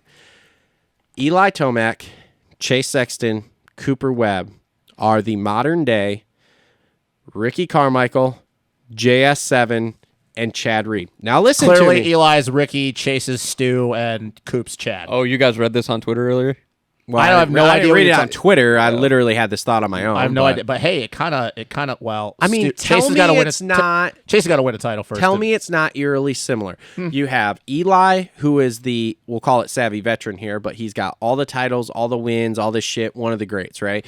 Then you've got Sexton, who's balls fucking fast but can't stay off the ground. Boom, there we are. And then you have Webb, who is much like Reed, who is not necessarily faster than them, but he's opportunistic. And he's got the same amount of Supercross titles. Just like last night. He was opportunistic. He stayed right there. He was not going to beat Chase if Chase didn't have that bobble. And if Harlan doesn't get in the way, Eli too, though. I mean, if Eli wouldn't have gone down. Yeah, I'm just saying. So it's like, so he's not beating either of those guys until they have problems like they do. And now, boom, here we are. He's 2 points out now? 2 points back. So, yeah, I mean, it was a great ride by him. It is so funny to watch this guy literally all day not really have it. He's been in the top 5 in and practice, which is then not get to the usually a race thing. and just fucking is right there. And his technique is not even close to the way Chad's was, but they operate eerily similar in the way that they approach races. Same thing. Not that big of a deal to be at the top of the board of practice. If they are, cool, great. If not, very, very dependent on how their chassis is feeling. Very smooth. They pick up on things from watching other guys, kind of like the comment that you guys made with Oakland. Like Coop watched Eli do what he did in their rhythm section, and Eli's like, oh, Coop is like, if he can do that, then I think I can do this. And then he picks it up, he's comfortable with it, and then he just starts hammering it out the rest of the race. Bingo. Also, the line where he was going over, he was double and then table over. Yeah. So that would be something like Chad would do. So you didn't hear him because, again, Stub doesn't listen to podcasts. He breaks it down. He explains it. He's like, well, I did that line because I know through the night guys are going to be back end brake sliding up that, and the lip is going to be taller. And then driving down is going to be a lot bumpier. So if I just jump over it, the couple tenths you're going to lose from the bumps and the single just being taller, I'm just going to have the same speed just by going over and doing the different line. Very interesting. Yeah. So, like I said, he's right there in this title fight. We have, obviously, the top 3 are just separating themselves. I mean, they're like 30 points up on everybody else. But well, let me point this out to you guys, too. After he got by Chase, Chase couldn't get him back. No. He had about 2, 3, 4 laps there, and Chase, being the balls out fast guy that he is, didn't really make much time on him. So I truly believe that Webb would have won that race regardless of Harlan. You think so? You guys agree? I don't know, man. Yeah. He was a couple seconds back, and I didn't really think he was looking like he was gaining anything anywhere. But that's the way he always is until about 3, 4 laps left. I think it's also wild, too, that because Ricky, and obviously a lot in the past year, but like Ricky and Stu have talked about this plenty of times back in the day, they were never worried about Chad as far as if they were feeling it that night because they just knew they were a notch and a half better speed-wise. But the problem they'd always said, and Ricky has said this a lot in the last few months, and they talked about this last night, that Chad was always going to be a problem because he was just going to be there. Like, he was just going to be there. If they were off, he was going to be there. And more than likely, if he was there and they were just off a little bit, he was going to beat them. Very eerily similar of Coop's titles and the way it's going now. Coop has never been the fastest guy. But if you're having an off night where you're just off a tick, Coop's, other than last year, and that was abnormal and whatever, we knew he had a lot of shit going on, Coop is never, like, really off. I think the last time that I've actually seen, like, Coop super off was 2019 Detroit. When he was that was a bad night, but he ended up winning the last main. Well, the biggest difference between Chad and Coop is Coop won his titles with the big dogs there. He did. Chad, as much of a badass as he is, 04 when he won that title, Ricky wasn't there. Well, same thing in 08. Stu plastered himself in the ground at the beginning of the year because I actually think Stu that year was faster than he was the year before in 07. He just ragged his shit really badly. But yeah, I mean, I think that's a super good comparison. And thank you. I really thought we were I don't want to argue. give him a lot of credit though we because they were talking about this last night, like all I saw it on Twitter. Well, Ricky was talking about this literally the whole entire time on the broadcast. But no, it's very true. and it's going to be a problem because Coop is there and Coop's back. Yeah. We got 3 badass riders at the top of the points. I mean, say it's great. I was and honestly the season starts at Daytona, baby. Season starts at Daytona. I was a little sad last night when I thought Tomac was going to win that third one and win because I'm like, oh fuck, now we're getting into double digit. So who got lead. second? Sexton? Yeah. Okay. Yeah. Yep. Well, we'll get to Eli in a So second. so Coop went 5-2-1 to win. Okay, and then keep in mind that 5 was him and Sexton were down at the beginning. Yes. and they were slicing through, man. The They beauty were. of the Triple Crown right there. And then Sexton goes 3-3-2 for second. Loses the tiebreaker. Yeah, so that first corner pile up, he got caught in there with Anderson. That kind of sucked. But man, did he cut through there. You are right. He was on a fucking mission that first one. He got to Barsha. I was like, and Barsha passed him back. Oh, and he yeah. fucking gave when him and Barsha got together there, I was like, Yeah, but he stuffed it But in. it was clean. Hey, it was clean though. Yeah, It was. It was It clean. was. He ran it in, passed him, gone. And I think Barsha was like, okay.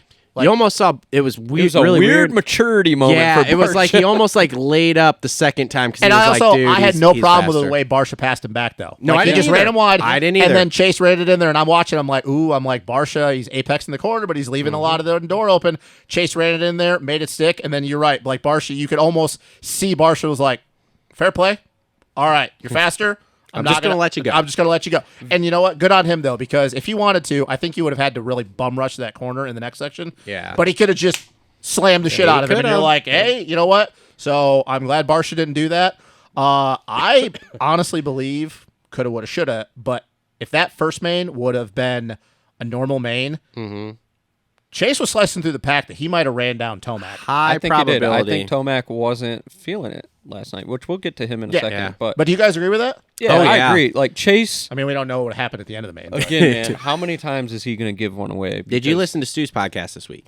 Not yet. Recapping Oakland? Yes. I honestly didn't even see I that just come heard on him my say feed. that he loves everything about Oakland. Well, anyway. I don't know why the fuck. So like he Oakland. said his analysis of the Chase crash in Oakland was that Chase, because you have to land obviously on the brakes to do that roller to then take that corner, that he stalled the bike, and that's why the bike did what it did. Because he came in, he stalled it when he let off, then the bike fired, which would make, listen to how this makes sense. So you land, you're on the brakes, right? Yeah. Mostly the rear because you don't want to lock up the front. Do that, boom, stalls the bike. As soon as that happens, you're like, oh, fuck. So he lets off, hits the gas to try to get it to roll through the pocket and like start up again, which it does. As he's hitting that gas to get it, boom, and that's why that bike shot out from underneath him. Kinda. I think maybe. To me, I it mean, makes I'm sense. not going to argue with Stu, but like that. I mean, Stu has stalled the bike a lot. I know. Stu has stalled the bike. And let's be real, dude. When you're on, I mean, fucking, this has been a thing with 4-strokes. Most of the time, the clutch is disengaged half the time. Yeah, anyway, so decision. I don't know. I'm just saying. I mean, maybe it does maybe. make sense you because have to block out the noise somehow. Yeah. And you'd really have to like, somebody could do it. but- watching that crash or watching that though, it's Maybe. like, dude, what the fuck even happened? If Like, that's how the does that case- happen? And then when he says it, and you really start thinking about it, and you're like, okay, because the bike shot out from underneath him, and it's like, why the fuck does that? If happen? that was the case, that would be the stupidest thing. Well, here's where I'm at with but it. but then we go back to last night. Well, so last night, and then I'll finish it off and kind of segue into Eli because it's kind of connected. Chase last night, man, like when that dude figures it out, I think these boys are in a little bit of trouble. I think they're all. Have you fucked. heard the stuff? Because again, I know he doesn't listen to all these podcasts like you and I do. Have you heard the stuff where there's the other teams are like, dude, if he gets 2 of these in a row, we're fucked. Some of the other teams They're are nervous talking about it. They're but nervous. I would be too, man. It would turn into a Stu thing. Yeah, it would. It would turn into a Stu thing like 2.0. It's gonna be bad for him if he. I mean, I'm not Yeah. saying he's faster than Stu, but he has all the characteristics and he has He's better fast, technique. yeah. So Yeah, so yeah, when he gets this thing rolling, it's gonna be good. and he's Yeah. 22 years old. That's the fucking crazy He's thing. 22, and now we're looking at an Eli. Here's another thing too. Outside of 2019, when he heat stroked himself to death in WW, or was that 2020? Yeah, something like that. It was Because he's still on whenever I was 250s. Yeah. I made it though. Great. Glad you could stand Glad there you all could day. make it. Chase has never really had a big injury. That's a big So, point like, too. you're The looking thing at- is that dude can bounce off the fucking ground too. Well, it's all them roids. It's fucking We'll get to generals. that. But no, I mean, dude, if he figures that shit out, like boys are in trouble. Like they are in trouble. you figure even if he goes through a normal career here, he's got 8 more years Yeah, in so this class. Here's the thing too. I think he's It's like fucking rubber band, man. yeah. So I think back to last week, and I heard somebody talk about it too. But I think he was just trusting the bike too much. And kind of like last night. That last night he trusted that bike too much to go into that rut. Yeah, which wasn't really there. But we saw the same thing from Eli. Yeah. A very similar crash, and I think Eli was just like, I'm trusting this bike, trusting the dirt, and look what happened. Does anybody think that they did something with that dirt, though? Because everybody talked about how slick it was, and usually everybody's like, No, dude, this I place think What do you do? just... You think they put lube in it or something? I don't know. I think that was just. saying. I think Ricky's right. I think that was just like that was He's just an trusting the abnormal bike thing. too much. Yeah. Like, yep. I mean, these guys are so good. It kind of goes back to same thing with the way Ricky was. You ever look at Ricky? His technique was not terrible, but he was so fucking strong and always trusted his bike. He literally thought he could do anything with that. And there's an interview, not verbatim, but I think it might have been Broom Tioga 04 or something. He makes a comment where he goes, I think I can do anything on this bike. Like he's always trusted. These guys are so good that their technique is so good. They're so talented. They're so strong. The bikes are so much better that I do think sometimes these guys think they can. I think that's what happened with Eli last night. Eli was just, I guess we'll talk about Eli now, but I think he was just going through the motions. Like, this is what I did every single lap or whatever, and just that little bit of a miscue. Side note, we got to talk about this because to me it's a big deal. Maybe not to you guys. Well, Okay. you not so much. and I talked about this, and I knew this was going to happen. Eli's in for outdoors. Oh yeah, they fucking made race day live start with the 450. Yeah, and then I'm really glad though. I'm really glad though they played the A group. I was pissed. Look though, it's a big deal because we had been talking about this, and I had been on the train that he was not going to miss outdoors. Everybody's like, no, he's not doing it. And I'm like, look, man, if he comes in and he's leading, and now I made the comment that I thought he would have to win Supercross for him to do this, but he's the points leader. Eli's in for outdoors. He's very comfy on that bike. Look, dude, this. I know we're still into Supercross, and I'm all about it, but you guys know I'm an outdoor guy. Outdoors is going to be fucking intense now that Eli's in. Eli, Dylan, Chase, Jet. Super pumped because now when Jet spanks everybody around here, God damn it! This was coming. there's no excuses now. You know that's not going to happen. No, right? Whatever. I'm with you. It's going to be really good. It's Well, going to be Fucking really, really good. Are we in agreement though? That's a big deal. Yeah. He's in for outdoors. I mean, we all was after what happened last summer, but holy shit! Everybody, including Jet, is pumped on it. I think that they're not pumped on it, to be honest with you, and I think they're just telling everyone. I bet Chase is not pumped, to be honest with you, because he was like, "Ooh, here we go. I got nothing but the rookie kid to basically worry about." The thing is, though, Eli last night, I don't think he had the speed to run with those boys last night, and he got forced. He had him. Those guys had him on the ropes, and he was forcing his hand in that last moto. Yeah, but I think Because outdoors. I don't think he wanted to go and push that pace in that last. No. I think outdoors though is always been is always going to be a different thing for him on that, and I only say that because of what he did with Chase. I mean, what Millville, perfect example, 2 seconds a lap faster than we're talking about. I'm just saying, I think that's a big deal that he's doing outdoors, and they talked about it now, dude. That just proves you. I don't know if Eli's done. Like, I don't think he's done after this year. I don't think so either. Did y'all see the controlled narrative though? Because Vital released that he was doing outdoors on Friday, and then they took it down. Really? Yeah, I saw a screenshot on Friday night on Facebook in a group I'm in that was a Vital talking about him doing it. SMX was pissed because they wanted to drop 100%. Actually, you know what? Now that you say that, that makes sense because Lewis Phillips was bringing this up. He talked about, I had seen somewhere that Eli was doing outdoors, and then all of a sudden it disappeared. And then, like, down the line, Michael Lindsay made a comment. He's like, boom, boom, or some shit. I don't know what he did, but I'm like, because I didn't know what the fuck he was talking about. I'm like, well, what do you mean it was up? And then was Lewis posting in the forums or something?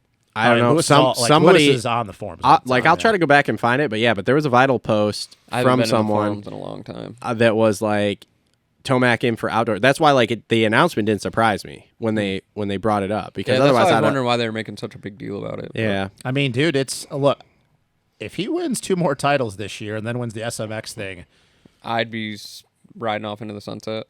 But that's the thing. I don't think he's going to.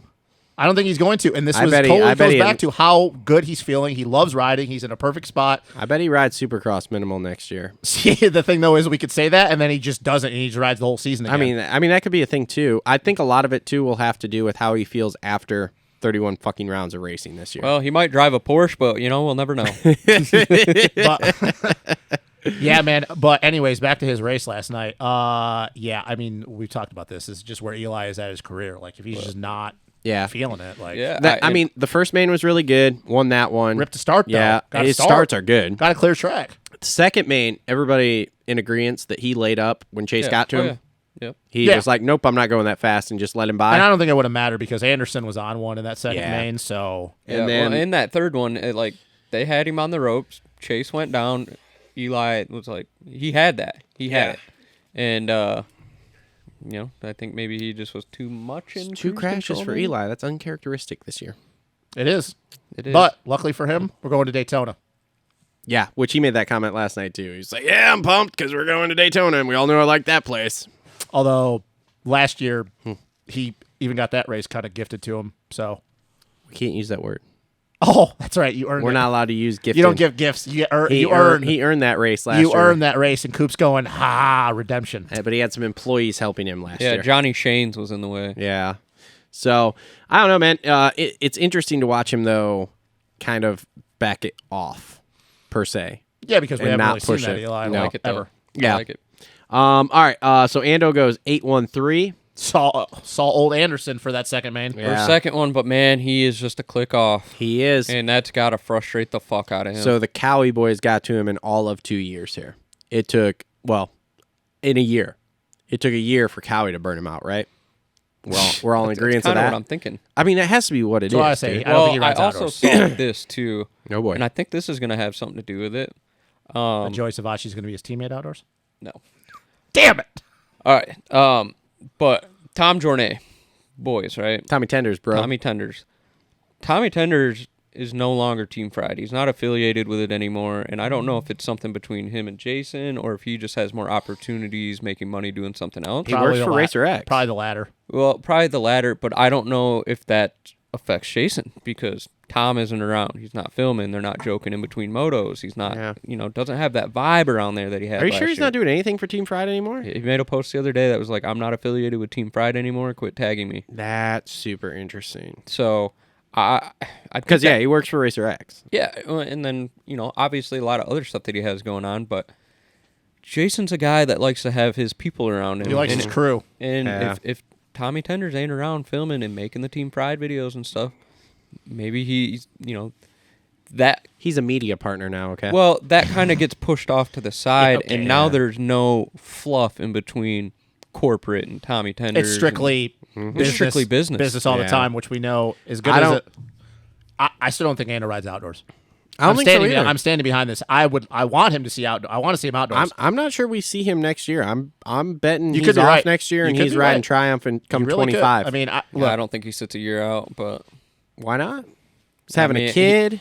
he could just He's ride having a off into the kid. Who's he sunset. going to ride for? you know what he's going to be doing? He's 'cause- going to be building his real estate portfolio. 'cause I'm He here to has tell you. That's what I was gonna say. Yeah. He's got enough stuff set up outside of this deal. He could just be done. Which But I I don't- fucking find hilarious that people don't realize. Like, everybody in the industry knows that's like he has stuff going on. But I find it funny that people just think he's like a moron and he's. It's like, no, dude, he's an actual good businessman and he's going to be fine after racing is over. But here's the with. thing: I don't think he's necessarily wants to be done riding a dirt bike. I think, I don't think like so either. last year, he was having a ton of fun.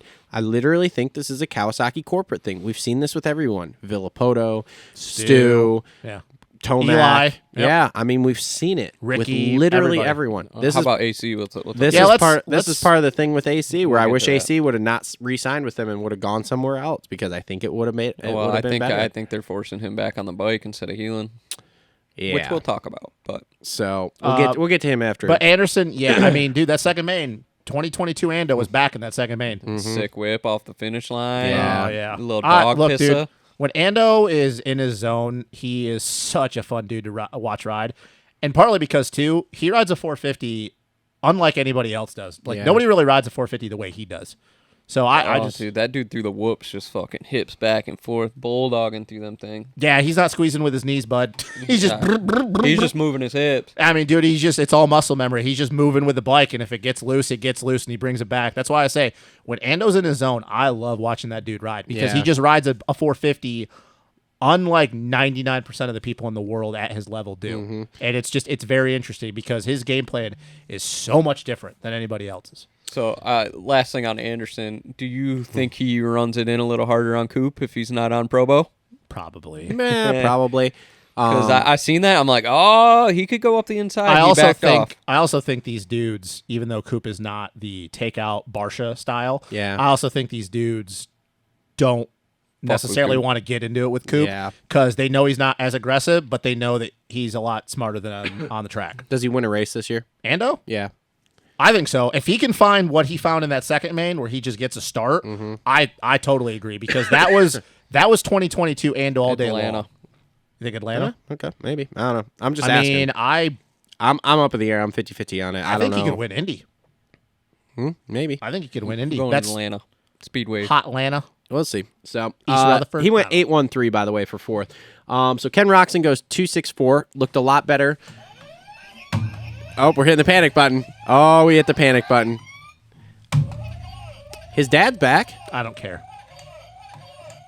He's just gonna blow that shit out the first day. All right, that's enough. No, listen, I love Kenny, man, but I don't know he's in the if pooper the zone. self-training is working. He looked good there. Look, Kenny's in the poopers. What moto was it? The first one? The first one when he well, was yeah, good. then he had two more. Where's the fitness Yeah, at? he was good for the first one, and then he had to go back to the line 2 more times. He went like he went last week, 2-6-4. the heat race, and then he wasn't good anymore. He went 2-6-4. Did you? The guys problem hear, though is that 6'4", okay, fine, but he was nowhere near the front. Did you guys hear though that like the week of Tampa, he was testing till like I don't know whatever it was 8 Cooking o'clock or himself. something on fucking Friday night before they went to the race. I'm just at the point with Kenny that any information that comes out about him of what he's doing with his program, what he's trying, what he's not trying, what he's trying to fix, what he's implementing, I don't care anymore because we've literally been hearing this shit since 2018. I mean, and it is what it is now with him. My real question is who he is. My real question is what did you feel on that bike when you rode it and decided to sign with them that you don't feel now? Because like, how did we go from you rode it and holy shit, this is awesome? It was money. That's the only thing. Because, dude, I guess. I think that if he would have showed up on that Firepower Honda, we would be seeing a different Kenny right now. But it was money, which is actually, look, anybody, go make your money, dude. Like, you've already made a lot. I will never say don't make more money in your life. But it's a little sad that at his point in his career, though, where he could have taken the money or taken to extend his legacy or what we talk about him. Because we already revere Kenny and talk about, man, his career, like what he's done, what he's been through. But I feel if he would have stayed on that Firepower Honda, I think that we'd be looking at a different Kenny right now. Probably. Here's what I'm interested to see. Does he ride outdoors? Does he ride WSX? Where are we going? Both. I think so, too. I think he dabbles in a little bit of both. And you know what they need? Put KYB on the bike. Yeah. I personally think he's going to get smoked outdoors. I don't know. We'll see, man. Because, dude, his whoop speed last night, we've been talking about this for a few rounds Yeah, it was not good. Dude, Eli just walked away from it. Granted, he closed it back up on Eli, and we just said we don't think Eli was feeling it a lot last night. Every time you get to the whoops, dude, last year, let's be real, that was Kenny. Kenny goes around Eli every time. Yeah, Kenny is usually a confident guy in the whoops. Like, look at him on that Firepower bike in Bercy. Holy shit. Yeah, and those whoops were some of the gnarliest whoops I think anybody's ever seen. Especially in Europe. Yeah. But, dude, last night, just bad. I don't know, man. It's really funny that we say bad and he's fifth. Yeah, right. That's the fucked up part of our sport. Yeah. Like, but I think we all Kenny a run in that 2-6-4. He was given a run in the first Moto to Tomac, like giving him literally everything he wanted, and he's fifth overall. And we're like, yeah, that was a bad night for him. And he's not getting a win though, right? I don't think so. If there's any track, if there's any place that you think he could get one, do you guys have one in mind? I don't know, man. In my opinion, the only way he gets one is if they really figure something out with that bike, and he is just so beyond comfortable. He's like on that Honda in Bercy. Outside of that, no. Yeah, if something clicks on that bike, yes. Yes. For sure. But obviously watching him ride, there's a lack of confidence there somewhere. Yeah. And, like you said, the self-train, self-fitness thing, if he's smoked after a day of training, does he have somebody forcing him to go to the gym in the morning? I don't know.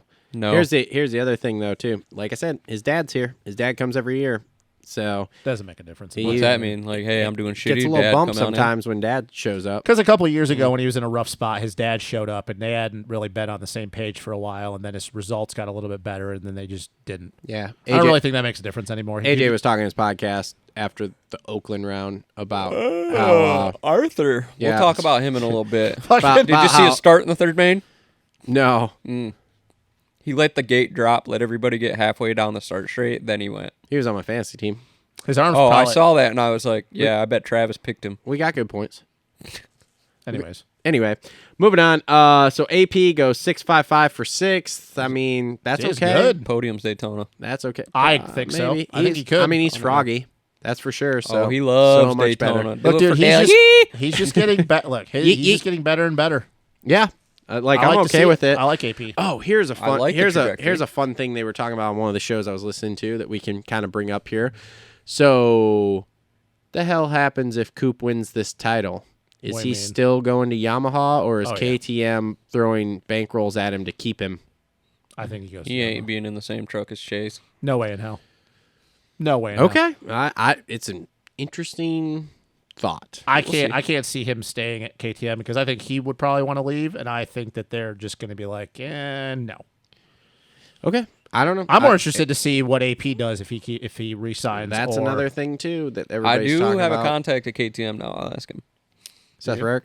No, it's a guy in North Carolina that's boys with him. Oh, That with works AP for KTM. or Coop. With Coop. Oh, Okay. ask him about AP too. AP stays. I agree. I hope he does. Okay, well, we'll see.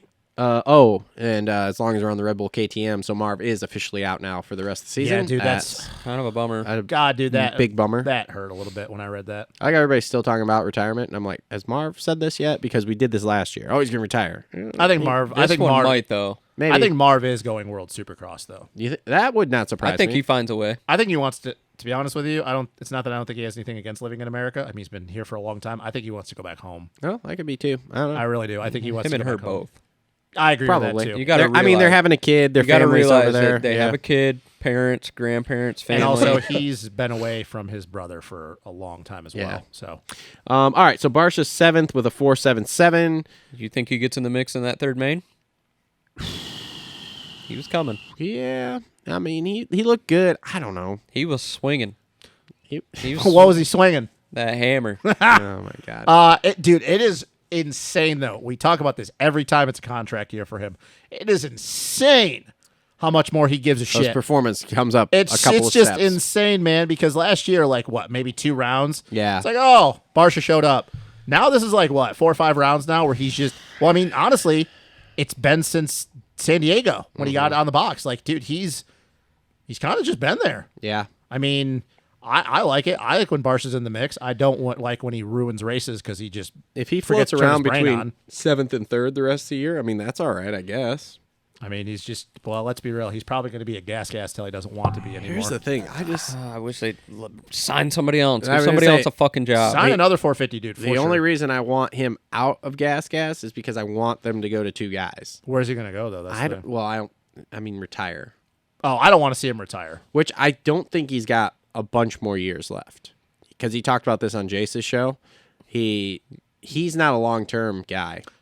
What? He's yeah. made a fuck ton of money though. His he is going to be an interesting Hmm. person to see if he stays like social with the industry. I think so. What kind of person he's going to be, because once again, Oh, no, we know Barsha is a little 100% because he's got he likes motorcycling. his content. Period. I like his content already. His content when he retires is going to be fucking sick. He's got a ton of shit he wants to do outside of racing motocross and supercross as far as on a motorcycle. That's with BAM TV. Yeah, so he's kind of like a Ryan Sipes thing. He's very pumped on it. Yes. Oh, it's going to be sick because he is a guy that. Well, maybe that's where he goes with Gas. Yeah.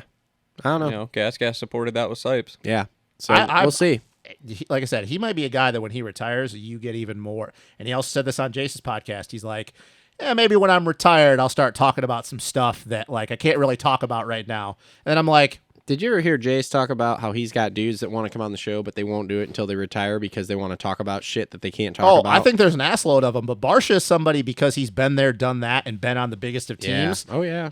If there's stuff that he has in his back pocket that he wants to wait till he's retired, because I can't think of a situation outside of maybe something that happened when he left if he Yamaha. wants a job in the industry, that's going to burn it. But here's the thing. I don't think what I meant by stay in the industry is like keep making content on dirt bikes. Yeah. I don't necessarily think he's going to go the RV route where he's going to be like an ambassador. Yeah. But if he's got some shit in his back pocket that like nobody knows about, I can't think of anything. I can't think of anything either. But then I go to, well, him and Honda didn't really leave on the great. So Is anybody else surprised that Reed hasn't been more vocal about shit?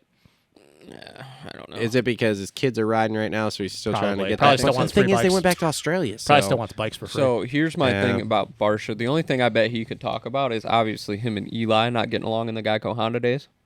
So maybe there's some. I don't bet he know. probably I didn't bet get along there's- with anybody on that team. I bet there's Yeah. a lot more shit. I don't know. Anyway, Either way, I'm looking forward to it. I'm here for it. I am liked too. I liked the cloudy lit kit.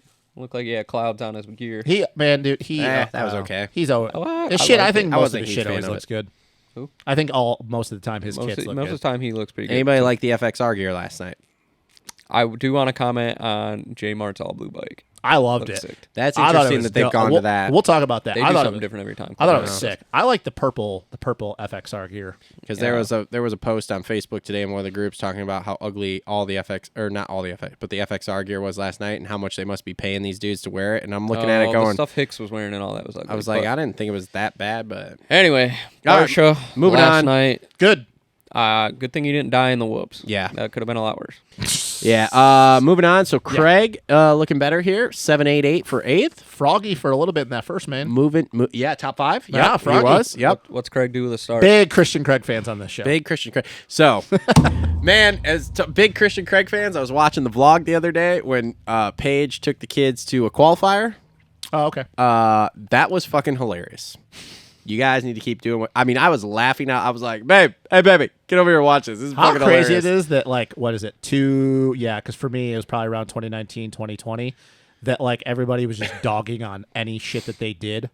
And now it's like, oh, okay. She's hilarious. Her fucking, I've seen her on TikTok too. Because I think, honestly, She's funny. Trendy. I think a lot of people, there was a narrative around trendy. Paige for a long time. Yeah. And clearly that is not true at all, unless Yeah. they're just, she just turns it on, but we clearly know that's bullshit. So she is not that person. And I think there was just a big narrative that, like, Paige was just, I don't know. It's not true. They're good people. Everybody get off their ass. Yeah, when Because they- there's still those people that are like, whatever. It's like, fuck you guys. Like, they're just trying to live their life. Quit fucking looking at me. I didn't look at you. He was looking at you. When they But were, we know you have changed. I have turned the corner. Good. When they were at the qualifier, that Fucking looking at me. when they were at the qualifier, the camera guy asked her, like, so who are you more worried about this weekend? Are you worried about Jagger or Christian more? She goes, oh, definitely Christian. Always Christian. Jagger doesn't go fast enough to really hurt himself. But if he Christian- crashes. I'm Christian like, oh, does. God. Yeah. I was Still, like, though, oh, those, poor kid. the whoops, though, man, still are just not there yet. Not yet. I There. don't think that bike's ever gonna be good unless they start bracing the fuck out of that frame. How crazy would it Yeah. be, though, and we've talked about this, if he goes outdoors and he's just top 5? I mean, I think he could be. No, I think he can too, but the point is that we talk about with the bike. Yeah. If he just goes to outdoors and he's just top 5. I wish I was on speaking terms with him because I'd really like to ask him in a somewhat off-camera environment. Non-formal matter? Yeah, non-formal matter. Like, is this a little bit of a confidence issue? I think he's old enough that he would admit that if he was asked, you know? Kind of has admitted it. Yeah, I mean, he hasn't really fully, he's taking a lot of it on the chin himself. Number one, I still think it's the bike. So part of the confidence matter may be in the bike, period. But number two, it might be a confidence matter of, do I belong here in this 450 class for Supercross or not? So, but he's getting better. He is. He's improving. Like, they're making strides now. So I think like, Daytona might be a little he was rough. up towards the top of the board in qualifying a little I bit, think too. Daytona might be a little rough this weekend. That I don't think that's going to be great. Yeah, but no, he's getting better. And look, man, your first real time giving it a go in 450 Supercross, like, I know that some people had these crazy expectations, especially for A1.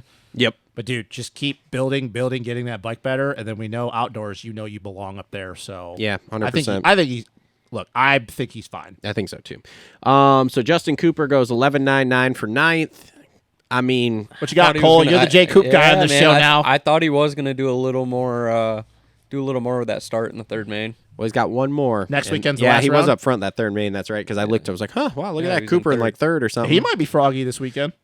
Maybe it's the He last might one. be froggy. It's the This last. weekend. I think it's Shut the last. fuck up. I think it's He the, might be froggy. Oh my god, I'm gonna kick you right square in the jaw. the last one for him, unless probably Dylan gets hurt again. I don't think Dylan's coming back. I for think Supercross. Dylan needs to just chill. You don't think until so? Outdoors. Chill until outdoors, Dylan. I mean, honestly think I he- think that too. I think he's looking at it and going, look, this summer is going to be crazy. I know that I can win outdoors. I have to be 100%. And maybe it's just me being a Dylan fan and hoping that, but I think that he's smart enough to realize, look, dude, I can't prove anything Supercross right now, and I need to be 100% for this outdoors. I think we're gonna find out this weekend. If he's there this weekend, obviously we'll know. I hope he's not. I really do. I'll be surprised if he's not. I love watching Dylan ride, but I don't want to see him on Supercross track the rest of the year. I don't think he puts out a Instagram post of him riding if he's not coming back. Riding outdoors. He was, but I mean, he just shows up to Daytona. No, and goes, he was kind of like, "Hey, bitches, yeah, look what's going on when outdoors come." He shows up to Daytona, gets on the box, and then just like crazy enough during the week, he just hurts his ankle. Sorry, guys, I'm out for the rest of Supercross. Yeah, like I said, I would be highly surprised if we don't see him this weekend. So, all right. So Justin Hill goes 10, 11, 10. Justin Hill is a good fucking rider. Oh my God, here we go. Hey, good. What do you got to say about that? Good for him. Hey, I do think it was cool that he's putting some effort back into it. This is Justin Hill, right? We're working backwards because Josh Hill wasn't too far back either. 13th for Josh. Yep. Not bad for a guy that doesn't train. Justin trains on the Suron all week. Yeah, whatever. I don't think you can. No, I meant Josh. You Justin, can't replace time on a bike. I know that Justin is putting in the work in the gym. Josh, I don't think is. No, Justin. They talked about some of that Tedder was welding some shit into the frame and all that kind of stuff, which is very interesting to me. And that I think it's cool he's talking about it. Yeah. But he was just like, dude, I think we're doing all right for being out of here for 2.5 years. Like now before we changed the frame last week, I didn't feel like pushing it. I got a job now. Like I got to do my job. I got a kid at home. Like he's matured, and they made the bike change. He actually got to put a full week on it with the frame and whatnot, and pulls a holy in the qualifier. Leads a couple laps in practice. Up in the top 10 on the board, in the top 10 in the race. Like, come on now, you gonna turn the corner or what? Is that team going outdoors? Who knows? No, Josh Hill originally wasn't supposed to stick around the whole time, but he mentioned in an interview, he's like, I think he's doing too like good I'm sticking around. I think he's doing too good to not stick around, to be honest with you. Honestly, I'm kind of impressed with him. But I'm just more looking as is Justin Hill going outdoors because that's interesting to me. I think Josh Hill has too much other shit he wants to do. No, in the summertime. Justin won't go outdoors. I don't think he said he was.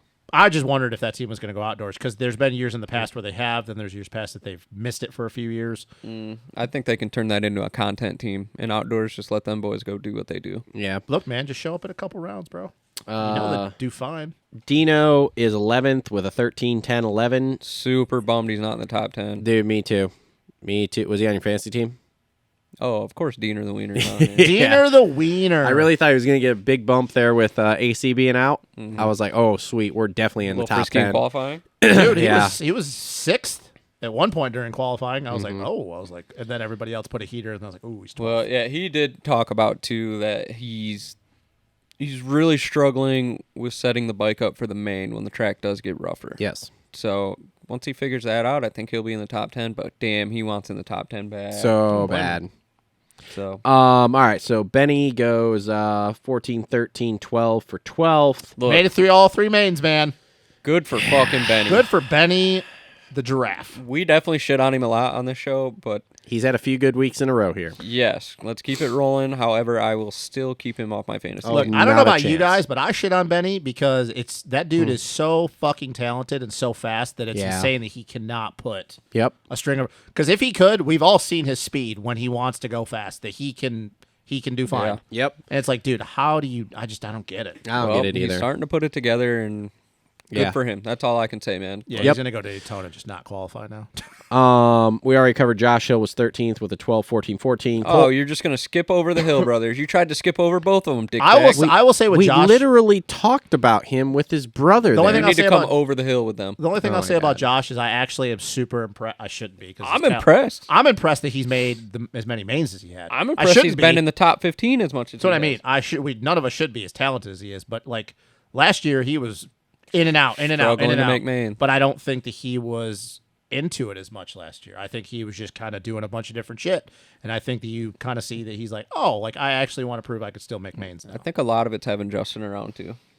Yeah. I think that's a good thing for them boys to have each other. So. God, there's some weird fucking dudes though. I think Josh is funny. He's got like a funny personality. This is another swap interview I watched him. This is why they're fresh in my brain. He's like, yeah, man, I got tired in the first one. I blew my load early. That's what he said. Raw, I love it. All right, moving He on. blew his load raw. Good for him. Wow. Colt Nichols, 14th with a 9.16.15. Didn't he crash? In the I saw whoops. him laying in the whoop. Yeah, because Jet was commenting about it. Oh, Colt, buddy. Oh, Colt, buddy. Colt, buddy. Shane Sins here, 16.12.13 for 15. On my team. Chiz pile drive. Hang on. Oh, Back to Johnny Shane's. Did you see all the stuff that came out where he's like this super uppity spokesperson for Suzuki saying how great it was? No. Did you see all that? No. Shane was like, yeah, this bike's great. I can see why they haven't changed it in 10 years because why would you change it? It's great. Shane, stop it. Boy, let's Just calm her down. Stop it. Chiz pile drives himself in the whoops in the last one to go 17, he's not 15, liking the 19 for Suzuki. 16. No. No, he wants to be back He on won't that come Yamaha. out and say it, but He wants to be That's- back on his Yamaha. Yeah, it's not going well. Grant Harlan fucks up the whole race, goes 19, 17, 16 for 17. I'm just kidding. Yeah. That was a circumstance. Look, if Chiz doesn't pile drive himself, it doesn't cause all of that happened there. That was a circumstantial was. thing. Like, it was not really anybody's fault. Sexton, yes, upset. Harlan, yes, in the way, but it was just, there was way too much shit going on there. Agreed. Kev, we already talked to him. He went 18, 21, 17 for 18th. That 21 was when his wheel broke. Just so no everybody quads. knows. Track was good. No quads. Track was good. Whoops were big. Josh Cartwright, who was also on my fantasy team, 20, 18, 18 for 19. Oh, boy. Here we go. Joey Savacci goes 15, DNS, and he's got a hurt something. Wrist. Same thing as your boy. No, he jammed it. It's not broken. No. I'm saying like both wrists. Both Well. of them have wrist issues. Well, fucking sucks. God, that sucks for him, man. One more for him before we start getting ready for World Supercross. I I am- bet he just parks it. I'm bummed for him, man. We'll see. Well, or does he get the Kawasaki call? How long I is don't AC know. out? Has anybody heard anything other than AC's wrist is fucked up? I also they were talking about that it was already an injured wrist, and I'm like, when the fuck did AC injure his wrist? I don't It's know. the one that's fucked up with the bone and the nerves are fucked up, and that's why his arm's going numb. Dude, I'm just gonna. It's Did all he- a connected thing. Did he do something to it? Though, I think yesterday? it was press day. Fucker. It was apparently it was on press day. Okay. Anyway, I don't know. He jammed it or whatever, but a source.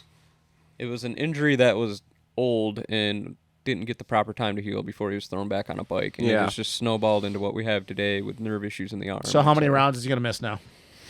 I don't know. I'm telling you, if a press release comes out this week and says he's out till the end of Supercross, Let me tell you this. I was so confused picking my fantasy team last night because I was like, where the fuck is AC? Listen, it's a shitty situation for Joey because he might have had a shot at that. Yeah. Maybe, depending on what AC's got going on. But, yeah, either way, shitty deal for both of those guys. We can wrap it up with AC. I don't know what. Dude, if a press release comes out this week and says, "Oh yeah, he's out to the end of Supercross," or he's like gonna miss X amount of rounds, I don't know what you do with that. I don't know either. Like, But what the thing is he's got another year on his contract. Dude, I'm lost with it. I'm I'm on the Cooksey train. If he needs to go to like Puerto Rico or something and get some stem cell shit done that he can't get done in this country because you've tried everything that's here. I just say this. I Yeah, know it was good to see him putting in all the laps and just making these races and realizing he doesn't need to try to win all the time. But dude, at some point, man, you got to just know when it's time to hang it up. Like, Yeah. this dude has been through too many fucking injuries, and at some point, It's a fucking bummer, too. it does. Yeah. It's gonna go down as one of, and it's not wasted because that Very is not Reynardy. very Trey Canard, very Trey Canard. No, Robbie Oh, Reynard. Reynard. Well, you could also say Trey Canard because a lot of people don't think Trey. Anyways, Mm-hmm. I think he's got to give it up, man. I know he doesn't want to hear that, and I know he's probably heard it a lot, but I'm serious. He's got to give it up. Like the dude, he cannot stay healthy. Yeah. Fly to Costa Rica and let that be the last fucking thing that you try. Yeah. I don't think even that would work though, man. I think at some point, I'm I don't know. obviously no Stem doctor. cells are a crazy thing, man. But his shit is so fucked up. Yeah, but stem cell, dude, I've heard of shit where stem cells have fixed fucking being paralyzed. So, Yeah. like, I don't know. But I also don't think know. those things that you hear about Fix being paralyzed, those people also probably don't ride dirt Well, bikes for a yes, living. this is also true. People also have a lot of money, probably. Well, definitely Yeah. a lot more than AC does. But I definitely agree with what you're saying. There is a lot of things that there is not available to us in this country. Yeah. But I also, once again, believe those people also don't ride dirt bikes for a living. Yeah, this is true. I don't know. We'll see. So Starling goes 22, 19, 20 for 21st, but he's real He's beat hurting. up. Yeah. Yeah. And then Carnell makes his first night show. Or He still first exists? main. Yeah.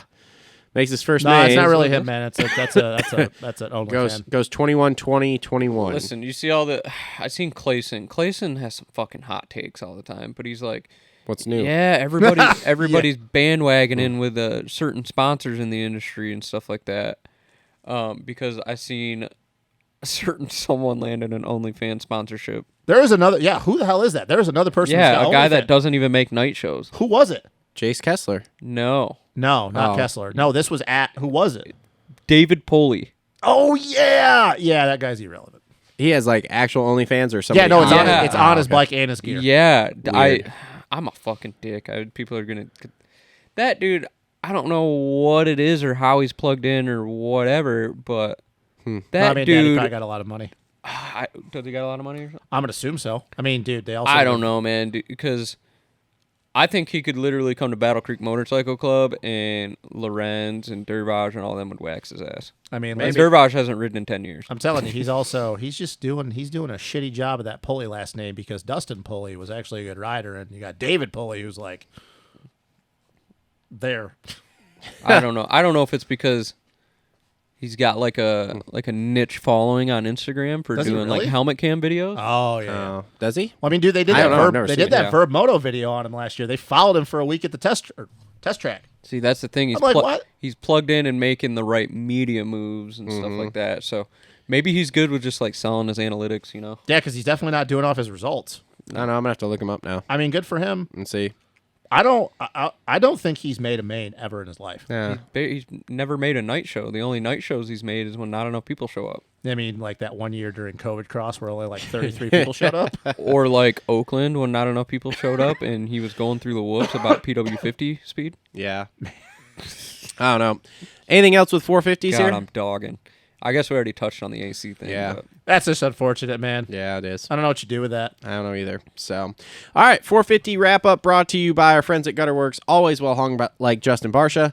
We are going to take a break here. We're about an hour and 45 minutes in. I got to take a leak, and we'll come back with 250 race recap, TLR tinfoil hat, holster coat reload rant, stock picks. Daytona preview. We're still in it. all Let's sorts of split up stuff. the recaps. Let's do some tinfoil in between. All right, we'll come back with some tinfoil and some rants, and then we'll do the 250 recap at the end. So, hang out. We'll be right back in just a couple of seconds. All right, and we're back here. All right, so let's TLR tinfoil hat here. I don't have anything. You guys? No. I might think of something on the fly though. All right. You guys can think about this during the week. You know, you could bring in one.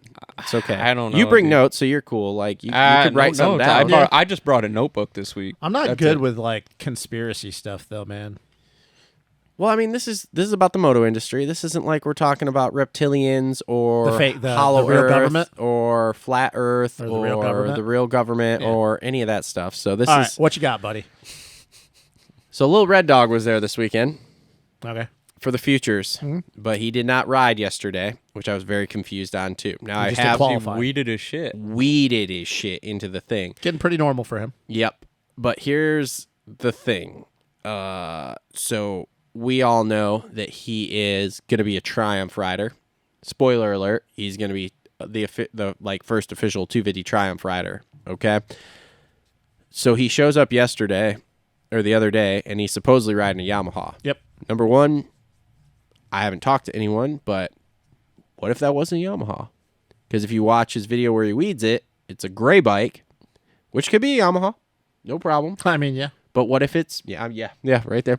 But what if it wasn't? Did anybody get a close look at that? Let's pull up some photos. Okay, Yeah, I don't go know for because it. See if you can. I only saw the little clip of him on press Crashing, day. yeah. No, I did haven't even realize seen that. I just saw- Rockstar Energy dropped him as well. Did they? That's unfortunate. That was one of his bigger sponsors. So yeah. So my thing his dad has a question, lot of my money. question is number 1, was that a Triumph that no one really knew was a Triumph? They were playing it off as a Yamaha. I don't think so. Triumph is so tight-lipped about what they got going on. Yeah. Number 2. I don't think they'd be ballsy enough to do Number that. 2, is he trying to pull the fucking Deegan route of like, oh, we're going to show up on this Yamaha and say that we're on Yamaha and all this stuff when it's like in reality, you're going to ride Triumph. We all know you're going to ride Triumph. So, I don't know. It's definitely... I don't know. This is just him going over the bars. just kind of a normal thing for Evan Ferry these days. I don't know. Maybe I can pull something else. I don't know. It was super interesting Yeah. that we had talked to Coach a couple weeks ago, and we didn't think we were going to see him until they released that bike, and now all of a sudden he shows up at Futures here And rides like shit. and probably rides like because he hasn't been on that shit. bike. Because he hasn't been on that bike, that would be a big thing. I mean, yeah, dude, he was off. Like, there was at one point when I was watching the press day stuff, because obviously they split him up from the A and B group to get into Saturday, and I saw a 175, and I'm like, the fuck is one? Because I was looking for Evan Ferry, because he's always just running 75. Who the fuck is 175? And then when I went down the list and I saw him in like 18th fastest, I'm like, what the hell? That's what happens when you don't ride that bike. Well, hang on. That's what I'm watching right now. Like if I were to jump on Cole's gas, I would not be fast on it. You wouldn't go fast? No, On not his gas? fast on the gas. On the gas, go fast? So we didn't bring this up in Futures. yeah. But, dude, Yenser, the Suzuki guy. Oh my god. He's got a connection there, man. No. Did you see him on that yeah, opening he was lap? connecting with about everybody in that game. Oh, yeah. Chase Yenser does that a 100% lot. just Off fucking the start, it's like, everywhere. oh, and then halfway down the rhythm section, and at the Dude, end of it, dead. He's been He just died. he just He's dead. Just nothing to it. He's dead. yeah, that's been Chase Yenser Hang on, since he here's was a on good, like 65. good angle of Evan Ferry here. Okay, what do we got? Anything That good? was like Jarrett Fry. He just It went through is- the rhythm section dead. It is definitely a Yamadog. Okay. Well, then that explains why he hit the deck, because he's not used to riding that bike. There hasn't been any testing on that in months. So, anyway, that's the TLR tinfoil hat section for this week. Just wanted to point nice. that out for everyone. Not bad. So, I mean, you know, Yeah, I guess the only tinfoil hat that I've got is It was Sterling Martin. it was Sterling Marlin, dude.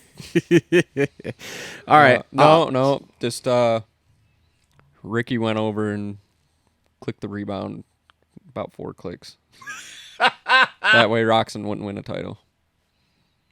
All right. Sure. He didn't want. He wants to be the last standing Honda title winner. Ooh.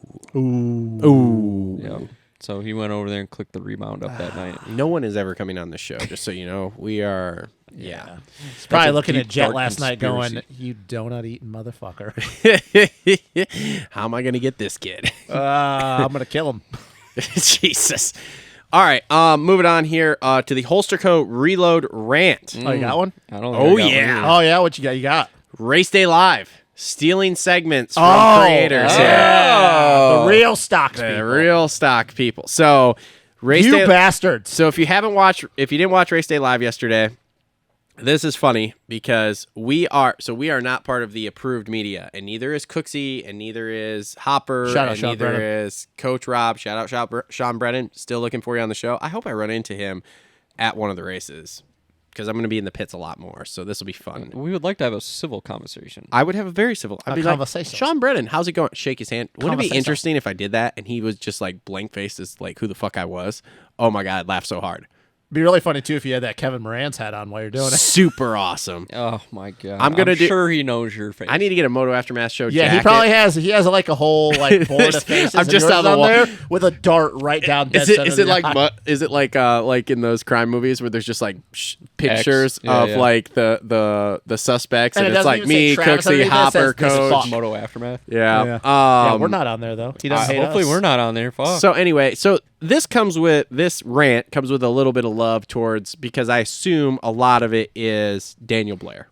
Okay.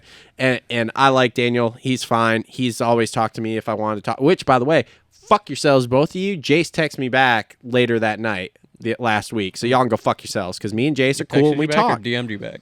DM. text, Okay. what do you want to call it? Daniel Blair DMs What is too. what is a DM but a text message? Okay, continue. I know where you're going with this. Daniel Blair, if you stole that segment from us, thank you. Thanks, but Give us some thanks. credit next time. they definitely did our stock picks segments about riders, and then they also stole Cooksy's body language segments, which I'm not as familiar with that because I saw that he did a video titled Body Language, but I didn't actually watch it. Sorry, Cooksy. I would be really curious to know if it did come from us, because that is kind of cool, because I'm all right with it. I think that's cool, because give me a little shout out. Actually, I know you can't. They would never do a shout out. That would be clippy instantly. I think it would be cool if the idea did come from us. Look, you get Dan Hubbard a little loaded. He might. Dude. I would be really curious to run into Dan Hubbard on like out in the town after a race and be like, "Hey, man, what if he's just like nothing? I don't think he parties, bro. What if he's just like nothing? He like goes out. his on like air personality, and he's just like the most mellow, chill guy ever. Yeah, he's pretty. Because I've heard the same thing about Lurch. Like Lurch is over the top, and he's been that way for like 15 years. And then apparently, like away from doing his job, he's just like No, I told you, Matt Mitchell ran into him and Dan Fresh Hubbard? Prince. Yeah, and talked to him for a long time. Said they were awesome. I saw Fresh Prince at MXDN wearing his own jersey. Well, what's new? Anyway, so that's the Holster Co. Reload rant, is that they are taking, which is fine. I don't have a problem if you want to talk about. They are taking the carrot ear YouTube people yeah, that they their shit content on and using their stuff. Because we cannot be approved media partners because we do not follow the narrative. Like, to be honest, if I'd have heard before Friday that Tomac was riding outdoors, we would have had nothing but posts about Tomac riding outdoors. And they would not have come down. Like, I don't care, okay? Sorry, dude. Like, shit's going to get leaked. It happens. So, anyway. That's a Michael Lindsay thing, though. He likes to... I bet it was Lindsay, man. I bet it was, too. He did that shit with the KTM. I love it, though. I used to never like... I'll text somebody later and find out. I never used to like Michael Lindsay, but now I like him. So, anyway. So that's my reload rant. Nothing to really scream and shout about. It's funny to me that they're using segments from us and Cooksey and that kind of stuff. But again, that just proves that we put out quality content that they can use. Coincidence? God, I wish not. I think not. Wish we made enough money. So, all right, cool. All right, let's get into the 250 race recap here. 250 race recap brought to you by our friends at Adept Creative Co. I'm just waiting. What? I'm waiting to hear what he has to say. I'm waiting. I'm fucking waiting. I'm fucking waiting. Ahead, all right, get into it. Let's go. All right. How you want to start the show? Wait. Hang on. Finish your fucking bit. Finish your bit. 250 race recap brought to you by our friends at Adept Creative Co. If you need some custom graphics, they have all sorts of cool sets. In fact, I'm about to order a new set for the Blue Crew over there for this year. We're going to go with an awesome theme because I got some sick handlebars over there, which, by the way, I was going to ask. When you were at AIM, did you hear what Renthal's coming out with next? It's probably something to compete with the Pro Taper ACF bar. Well, no. Paul P said they're doing something in the realm of what they did with the purple bars. Oh, gold ones. Is that what they're doing? I think it is because they came on those new Heritage Edition factory Hondas or whatever. Ah, okay. They've got gold bars on them. I'm gonna have a set or two of those too. Whatever, dude. So let me know as soon as they're out because seriously, I probably have I got to get the a set back or door two. on that. You like the back door? Wow. Okay. Anyway, moving on here. Are your graphics thrashed? Yeah. Nice. They do really nice graphics. Ask Kevin Moranz because he had to install a set for me. Are you going to get a number 29 put on your bike? Why would I get a 29 put on my bike? Oh. Oh, that's what we're talking about. He picked up on that. Ding. Okay. Ding dong. Here we Boo, go. boo. We'll get to that. All right. So, Well, we kind of have to. We kind of have We to. kind of have to because you got to start the I guess recap he's with right that off. guy. So Thrasher's got torn ACL, so that's Still you're won not- with it. That's pretty You're interesting. not wrong though. Holy shit. So, yeah. So how long before... Because you can... Okay, in all fairness, you can ride and have a full career with a torn ACL and never get it fixed, okay? Stu went 24-0 with that one. This is also I mean, true. it's just going to be annoying, but it's not. I was gonna going to say, get but my worse. big question is that, like, what's the percentage pie here that he makes it through the whole year here without it getting worse? I think that you see him because he actually, for the first time, is. I mean, he's still down, but like there is light. It's a possibility. This title, it's far away, but it's still there. I think that you'll see him do Supercross, and then I think you see him sit outdoors. And I think they're going to look at it and go, "Well, we got like 8 guys riding 250 outdoors." yeah, like, that's true. Well, we don't- yeah, that, and they're going to be like, oh, SMX is Speedway tracks? Yeah, you're our guy. Yeah, you need to be healthy. Because I mean, dude, they are legitimately gonna have like 7 dudes, even Yeah. if Thrasher doesn't ride outdoors. Yeah. So, but here's a hypothetical. He's good at the Speedway tracks. Yeah. Does he rip off wins in all these Speedway tracks and get back in the mix? I mean, know. dude, We'll see. he really could. He really could, especially if Jet's not there and he's on the 450. So, you, Mr. Guy. Oh boy. Just call him Mr. Guy. Okay, now Mr. we have my new name for the show. Mr. Guy. God, we could have fucking thought of something better than that. Name tag here on the Are desk for me. Mr. Guy. You still got the toilet paper out for shitting on him or what? He is improving. Oh, is he? Now let's tone it back here. Here it is. Backhanded Much compliment. like you two, much like the Deegan kids, let's just calm her down here. It's been 2 rounds, and he got a second, and now he won, which is fine. He goes 2-2-3. He got half a win in Tampa. And but here's the thing. Here's the thing, though. He led all the way down to literally the last corner. Yeah. But this was a Triple Crown. Yeah. The knock on him is consistency. He literally won the race by being more consistent. Like I said. And eating shit in the whoops. And doing it with a torn ACL. Like I said, it's better, but let's get through the season and see where we're at. Because this is not the same Nate Thrasher. So next week's how are you going to say that? He got 15th the first fucking round. We're only 3 rounds deep. Okay? Because he's done something already that he's never done before. He backed up a great race with another great race, and the fact that he's doing it with a torn ACL, you need to give that dude some credit. I'm saying he's showing signs of improving here and leveling out. How much credit are you giving him? I'm going to 69%. That's better than what. Look, he's leveling out, but again, let's get a few more weeks. Now, next week's Daytona here, which we all know he's good at the speedway tracks, so we'll see there. Anything can happen, but we'll see. And then we'll go to the next week, which is going to be Indy.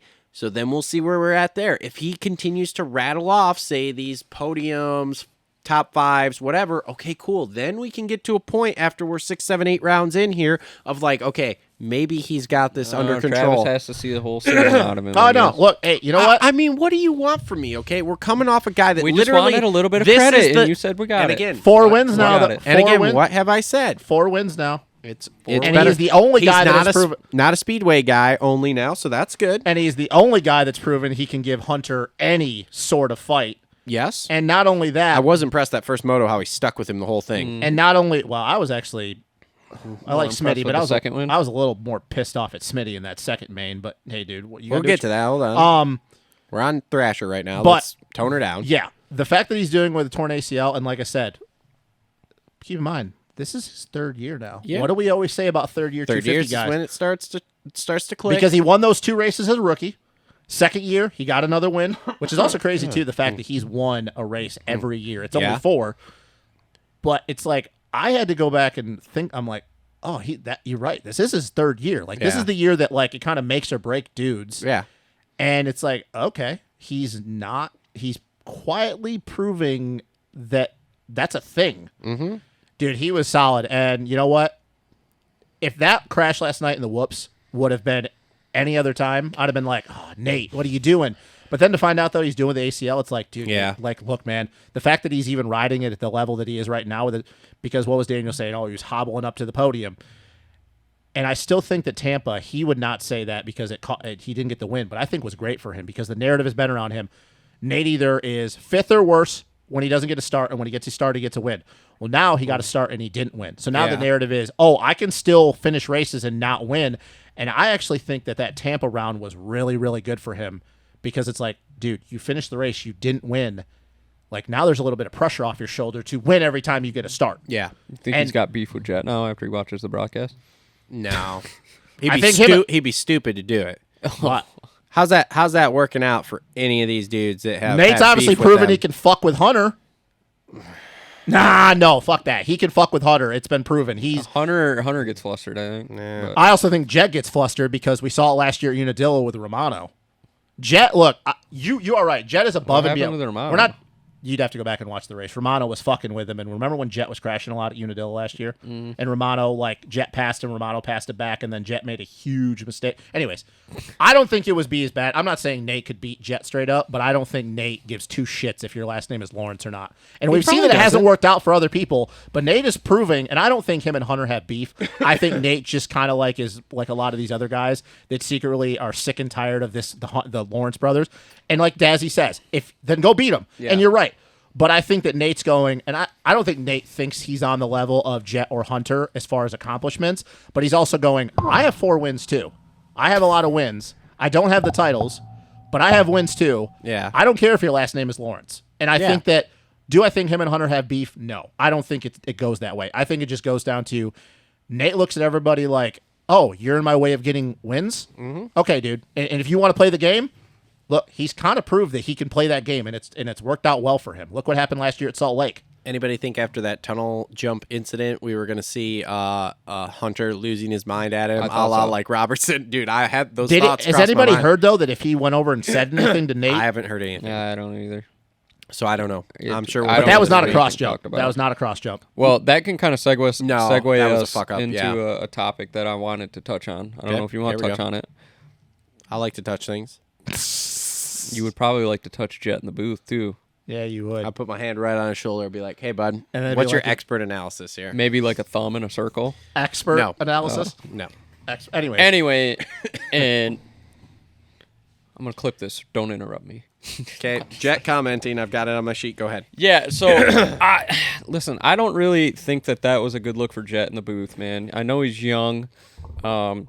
He can have a little arrogance because he's won a lot, rides really well. But, man, I really don't agree with just straight shitting on Thrasher like that. Didn't even watch the replay, nothing, and it's just like, oh, what an idiot. He's cross-jumping. Like, we don't do that. That's a no-no. Or no, he said that's a very dumb new move by Thrasher. Mm-hmm. Okay. Then watches the replay, and they go, oh, okay, mistake or whatever. And then they were watching it again, and he just subconsciously goes, what an idiot. Oops. And like had to catch himself. Like I don't know, man. And even Ricky had to go, oh, that wasn't, because I think Ricky saw the same thing, and then when he saw it, he's like, oh no, that wasn't a cross jump. He just made a mistake, cross rutted or whatever. Yeah. And like I said, Jet is the last person to do it because I know it wasn't your fault and it was not intentional. You ruined Austin Fortner's season last year. And neither was Nate Thrasher's intentional. Exactly. It's that was the not same intentional. deal. So I think there was maybe a little too much bias there for the brother. I don't know. Maybe he said some other comments. What else did you catch on the broadcast? Oh, he basically said, oh, there's certain guys that don't have the technique to run up front, and they shouldn't be there, and they don't know how to hold their line, and we try to work on this. And I agree with everything you said. Like, he's young. He's going to say stupid things. We've all said stupid things, and we obviously none of us have ever had the kind of pressure that Jet has. We don't say anything fucking stupid on the show. We are nothing but experts. No, I was talking about when we were kids. When we were all teenagers. We all said dumb shit. Jet, look, you're right. He just, you're like, subconsciously, you don't really have a filter. And I get it. And especially it's because of your brother. On a platform like that, you need to have a filter. But I like listening to Jet, but I also, if that's going to be the case, and it's not, once again, not his fault, it's his brother. I honestly don't know if that would have happened if it was anybody else, because it's his brother. But if that's going to be the case, if you're going to comment on anytime Hunter's racing, I really don't need you to be in the booth, man. Well, and the other things too, and we'll segue into Hunter on this, but how about all of Hunter's low-key jabs in his interviews? In the very first one, he's like, yeah, this track isn't very separating, so the guys were pretty close to me and stuff like that. Just throwing low-key jabs. But Nate was dogging his ass the whole time. And also, I want to, just one more thing about Nate, and I guess we could say it because of Hunter. There's a lot of people that, like, when him and Hunter were getting into it, and then, it was the second main, when Nate passed Hunter back, people are like, oh, why is Nate getting it with Hunter? I'm like, well, did you see what Hunter did to him underneath the tunnel?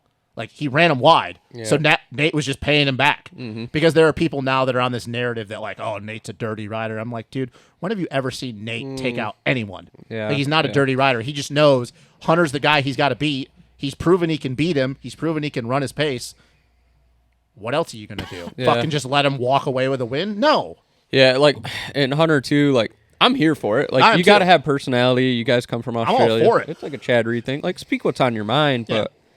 You know, agree to disagree. I don't know if I don't think that's the move I would make, kind of throwing jabs at my competition like that. But no, because it all goes back to what have we always talked about.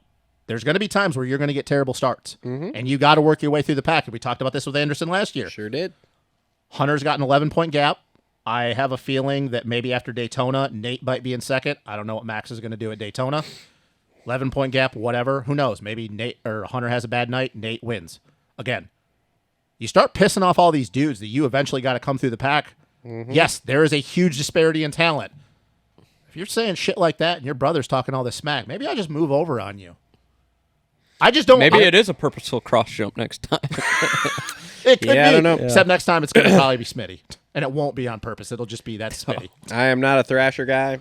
it was nothing about. I'm not really a Thrasher guy either. I just know that you fucking shit on him all the time. So give the man some credit. Shit on him. He is not the same guy though as he has been. So, dude, it's changing, but we'll see. Gotta get more rounds in. Yeah, not for me. He's gone 15-2-1. Okay. Okay, so 2-1, and so the only outlier there is the second place, which is better than everyone else. So I don't give a shit about the 15th. What did he do before he crashed? I don't give a shit about the 15th. I don't give a shit about the 15th. Man. He's got 4 wins. Who else in that class has 4 wins outside of Hunter? Hunter's got 5, right? Hunter's only got 5? No. 5 wins? 5, 6 wins? Nobody else in that class. Hunter's got 6 wins?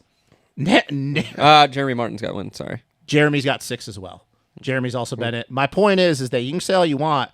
Dude, I don't give a shit about that 15th. You're third in the points. Probably should be second. You got another win for us. 4 wins. Bobby Regan don't care. You want me to tell you the leopard changes his spots overnight, and it's like, no, the leopard can't eat fucking, vegan the fuck base. Are you talking? Yeah, I don't know where he's going with that analogy.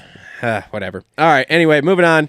I just don't care about his So opinion Jordan anymore. Smith gets second with a 4.15, and he did Smith things and was all over the place. Oh, bro, Again. my fantasy team was stressed in the last All I minute. know is when they pan to like the section of coming back across the start, And he's before- just faceplanting. and I just see a Yamaha going end over end in the whoops. I'm like, And then they pan it back, and he's I getting was- attacked by it. I was like, yeah, that was Smitty, all right. I was Yep. like, he literally just passes Hayden Deegan just to do that. And I'm like, oh, dude. Yeah, I mean, good for him though, getting that second win. Like that was a solid ride there, getting that win in the second. Yeah, that was good main. because he was wire to wire. He whole shot and went. So and that's the Smitty, I think That they signed him for. that they signed him for, and good for him. Hopefully, this is some confidence moving forward.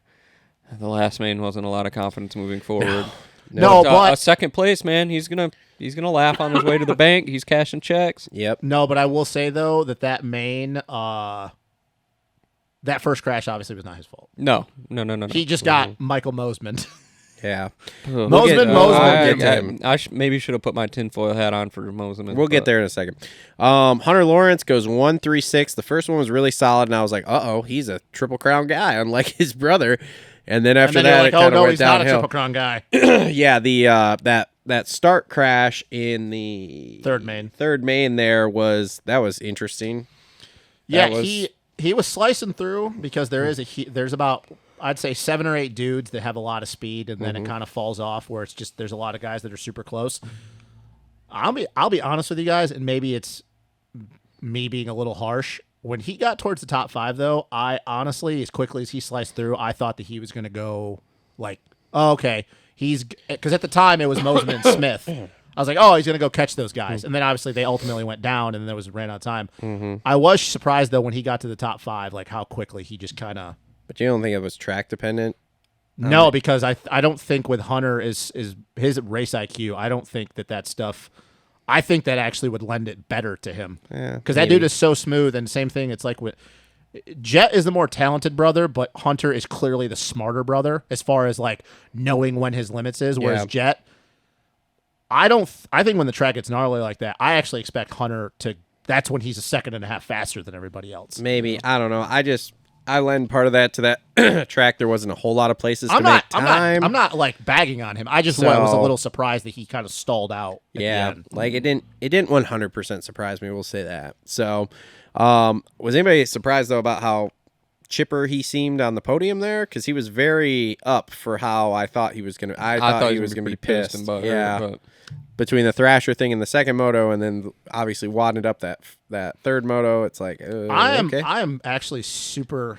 But he did extend the points lead by 3, so that's a thing too. I am super interested to see though where this whole him and Thrasher thing goes moving forward.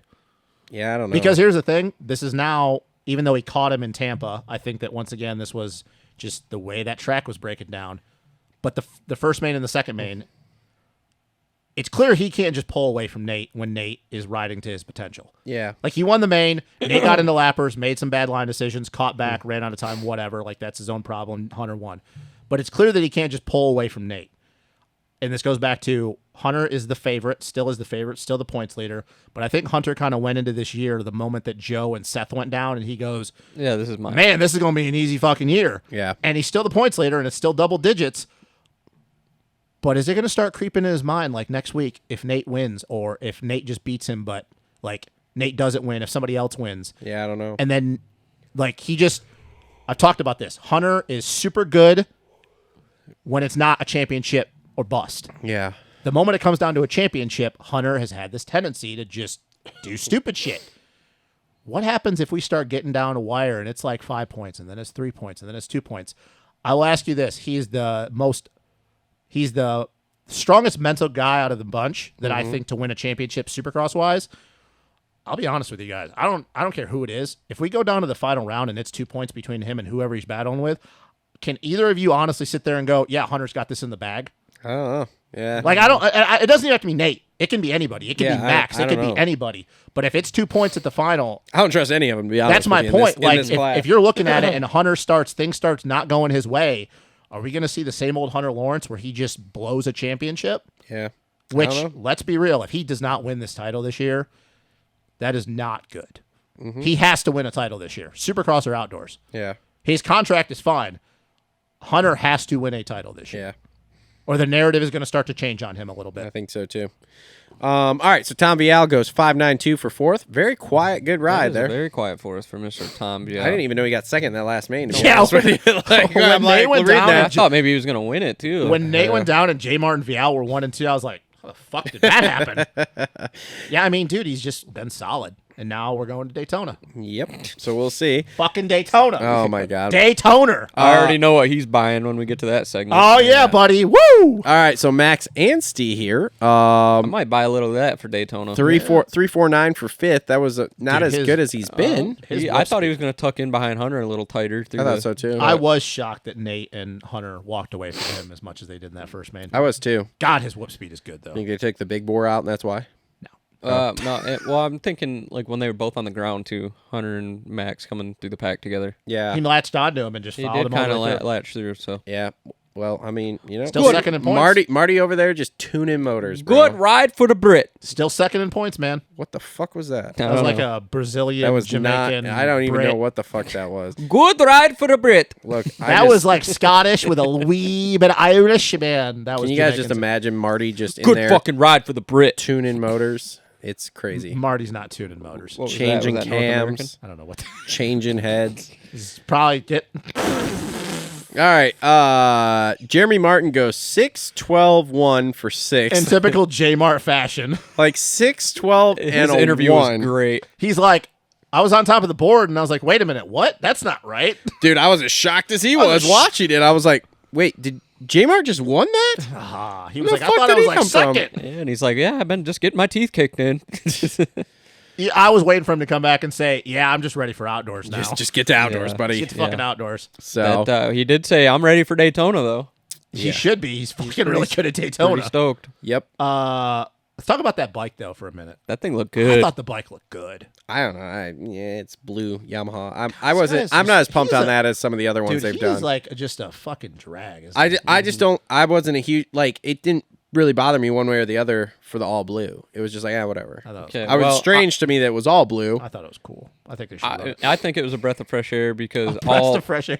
Breath of fresh air, bro. A breast of fresh air. it's a breast of fresh air I like breast. because all of the Yamahas nowadays are like Chicken black breast, and white women's and all this breast. kind of stuff. So. You're right. It was very I Canadian. think that maybe looked that's up. why it just popped. It was very Canadian-ishy. Because there's a team up there that runs. It's like the MX1. It's what Goldie. Oh, The MX101. It was very. They always ran all blue. But I thought it was cool. It's a Yeah, change. I thought the bike looked good. I thought it did too. All Run right. it for Daytona. Good next, job, club. Next guy. Run it for Daytona. Oh no. I don't know. I'm kind of hitting the panic button I'm gonna here slam too. that I fucker don't- again for this guy. I don't know who the next guy is. Oh, Michael Mosman. Oh, 7 get in on that too? 767 for 7th overall. running second, tucks the front. Dude, he's Mosman- irrelevant, He's to be not honest the same with guy you. as last year, and I don't know why. Why? Relevant. Has he got an injury? Do we think it's the bike? I don't know. I haven't Pierce heard Brown is anything. Brown's That's doing what I'm Brown. saying. Brown's Like, doing is Brown it- things. Those guys able to adapt to this new chassis, and he wasn't. don't Is know. he got an injury we don't know about? Super unfortunate with how he rode last year. But it's funny because they were showing him during race day live, and I was like, man, he is fucking irrelevant because you just like don't hear like he's not running at the front, he's not qualifying fastest. You see him every once in a while like tuck into the front end here, but like outside of that, he has been fucking irrelevant all year. Yeah, something is definitely off with Mosiman, and nobody can really point. Not to hearing Well, anything. and I think the craziest thing about it too is that it's this makes it very obvious to me. Mosman, we've always had a knock on him, the way he should be much better and should have won many more races than he has. Yes. But he's always been able to, at any point in a race, time practice, heat race, main, whatever. tuck the front wheel. That happens no matter what. But he probably does that on bicycles. He's always been able to put in a fast lap, a heater, something. I don't think he's been anywhere near the top 3 fastest lap times at any point he's been on track this year. Irrelevant is what he's been. It's fucking wild. And it's wild. It is weird. With battling Hunter and Christian as much as he did last year, to just go from that and now he can barely beat the rookies. Just nothing. Just fucking nothing. What is up? I don't know. Yeah, it's got to be. He's trying to get out of his contract? It's got to be. You want a TLR tinfoil hat that? Sure. It's got to be like an injury or something, I feel like. Mosman wants to go to Husky. Doesn't matter. He's not going to Husky. No, he's going to be an MXA test rider. We already know who's going to be. know. We already know who's going to be on those bikes. It's a weird situation. I don't know what's going on. GP guy over here. May have to shoot some text this week and see Look, dude, if I it's can do some Myrtle's digging guys. around. It's Myrtle's guys. So, all right, moving on here. Oh, boy. Here we go. Oh, here we go. I really should. Welcome to our... Let me rub my hands together here because I I'm don't making even know all who- the Can I money do it? here. Can I do it just to get more? No, don't fucking... I don't even know who it is. Who do you think This it is our... Yeah, who do you the only think guy it that is? gets his views? It's time for our HD weekly 238. Hayden Deegan section here. Drum roll, please. All right, so he goes 15.54 for 8th. Hey, let me come out hot. Oh, yeah. You like to come out hot? Listen, Justin said that he was not very good in the whoops, and he crashed in the whoops. However, did you see that bike just fire breathing when it was on the ground? No. He crashed in the whoops and a fucking flame shot of the exhaust. Yeah, didn't the pipe. fucking throttle get stuck? I don't know, dude, but you know how you go to car shows and there's like the cars that drive around and they go run, run, run, run, run, and they Yeah. spit flames out of the back. Can you do that one Yeah, more dude. time? Flame tune, Can bro. you do that one more time for me? One more time. Run, run, run, run, run. Jesus. So you go to a car show and they got flamethrowers. That's what the bike did. Oh, we have no credit. Call a flame tune. We have no credit. No, not a flame tune. We have Oh, you're no- These talking motherfuckers literally got the little spark thing with the plugs. spark and plugs? it Oh, drops yeah. raw gas in there and it goes. All right, so back to Deegan and away from the car shows here. So this is our first look at him actually making any sort of rookie mistake here, which, okay, like, still wasn't terrible. Not pressing the panic button over it. Like, No, listen, he made a rookie mistake and then backed his shit up in the last 2 mains. I was going to say, he got the first main. Okay, we all saw what happened. He got a shit start. He started worrying about coming through because he's like, shit. And then he just got ahead of himself and made a mistake. And that was it. Crashed again. Cool. Came home 15th. Like, brought it in. Kept himself. He's still racing. Okay, so he didn't wad himself and screwdriver himself into the ground where he can't race. So that's fine. And then, yeah, comes back the last 2 motos and he goes 5-4. Okay, cool. Not stupendous. Not changing the world. Not third in the points anymore. Not third in the points right now, but I think- whatever. No really sense of urgency getting back on the bike, though. I think He is super laid back about this whole thing, which is great. I think you will. I think you will eventually see him. I think he's going to be out of the top 5 in points after this week. Wow, you shit talking asshole. I'm shit talking him. Look, man. you don't think he's going to get top 5 in the points with what everybody? No, dude. everybody You want to that's know here? why? Because the only reason he did as good as he and here we go. This is when it's going to be the shit talk. Here we go. No, I'm not even going to shit talk him. The only reason he even did what he did in the third main is because Mosman and Smitty fucking collected themselves. So like Mosman doesn't go down, Mosman beats him. Right where he's at, I think you got the main players. You got Hunter, Max, Thrasher, Smitty, and then you got J Mart, and then you got Vial, and then I think Hayden Deegan Falls in that group. falls in that group. So it's like But to Deegan, be honest- Mosman, and Hymus. If Mosman was normal, Mosman would be ahead of him, and Deegan would be right where we all kind of thought he was with another rookie. Now he has Hymus covered, Yeah, and Hymus But- is done, I think, after next week, Yeah. too. but this is just kind of where Hayden Deegan is. If all the cards go right and everybody rides to their potential, Hayden Deegan's a 7th place guy. Yeah. Every fucking main, not any better, not any worse. But I will say I do disagree with you. I think there's a high probability if he continues on the track he's on right now that he ends up in the top 5 in points this year. It might be 5th. Okay, let's run this down. He's already 5th in points right now. Let's run this down here, though. Okay, so you break it down to the top 3. So you have Thrasher, Lawrence, and Anstey are your 3 big players. And he's not in. He's not even on. He's he's not on the. close. He's not on the board with them. And he's not on the board with Smitty either. I'm not saying get the fuck out of here.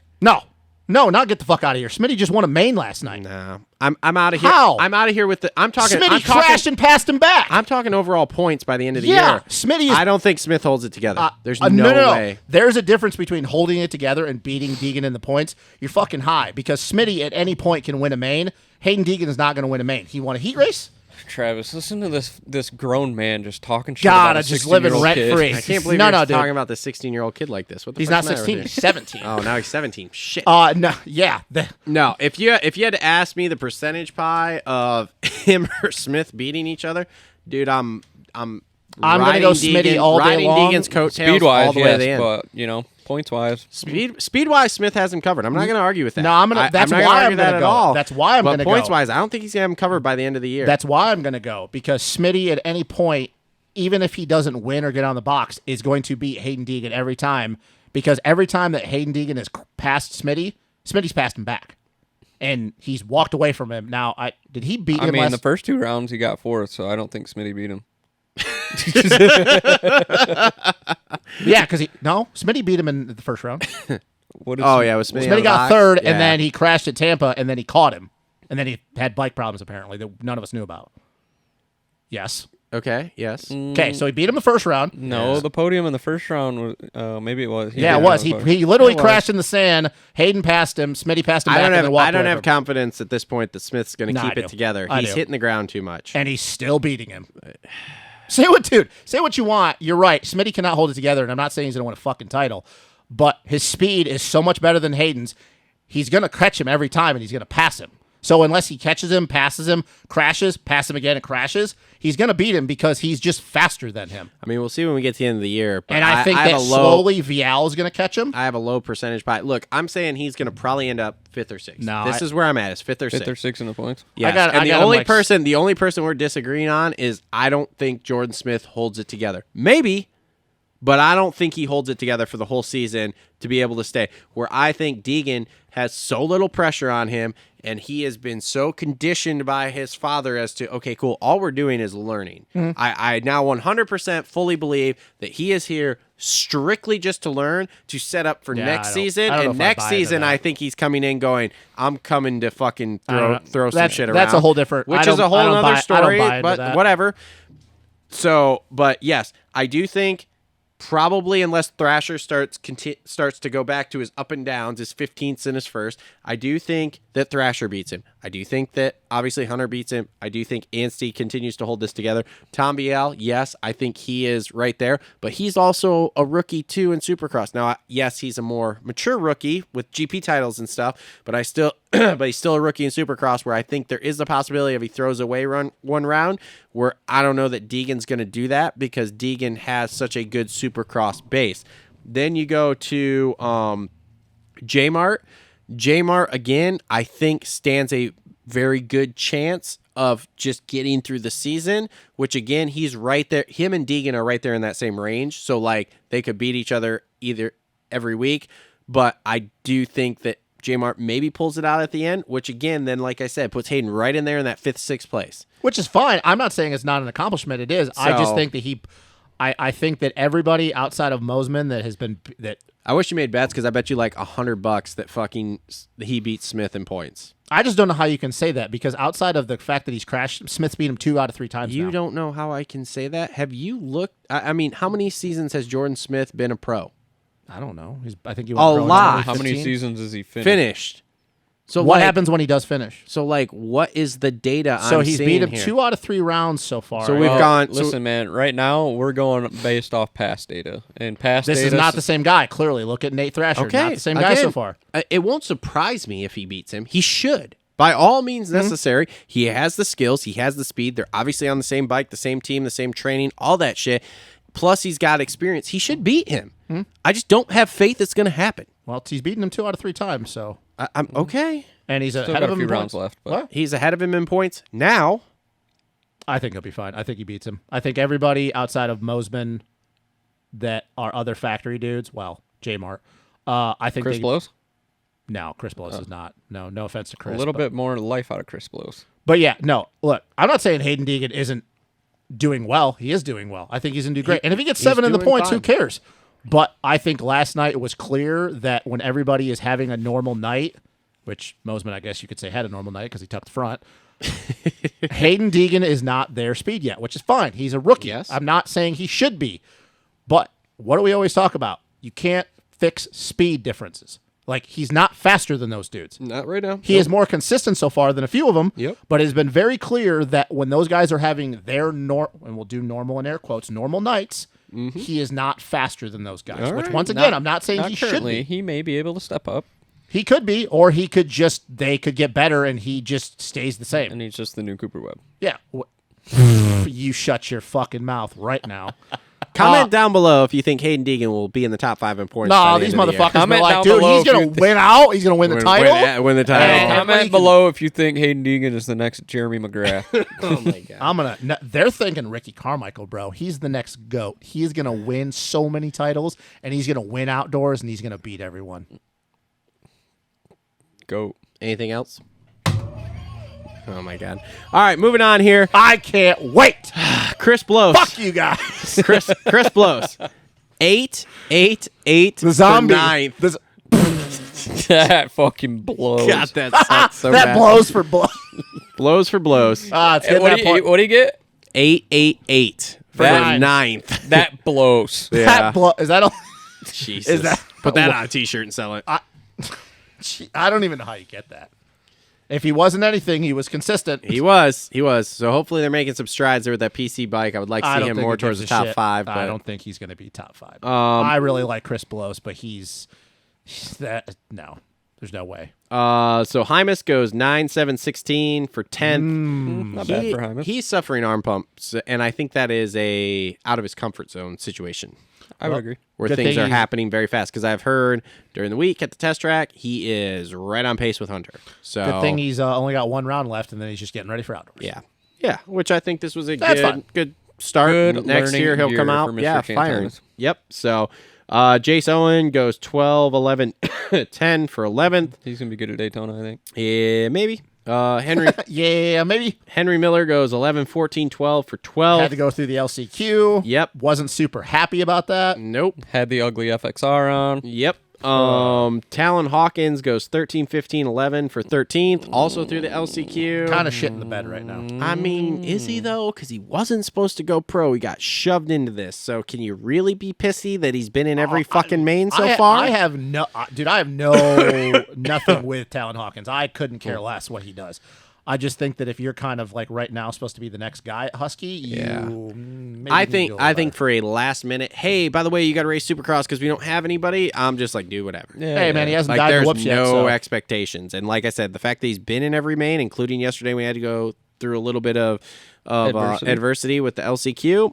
I'm Look, okay man, with it. he was trying to fuck with somebody in that LCQ that I don't think he should have been fucking with. Who was he fucking with? I He don't was remember. trying to get in there on Hardy Munoz. Oh, that's right. I'm like, ooh, I don't know if you want to do that. Be buddy. careful. Hardy Well- doesn't give a shit. Well, Hardy's Talon dead, so- Hawkins Yeah. faced a lot of adversity last night, and he is the winner of the Brett Michaels Rock Hard Ride Hard Award. That was out like 12 years ago. Get over it. All right, so Rock hard, ride hard. Colin Park goes 10.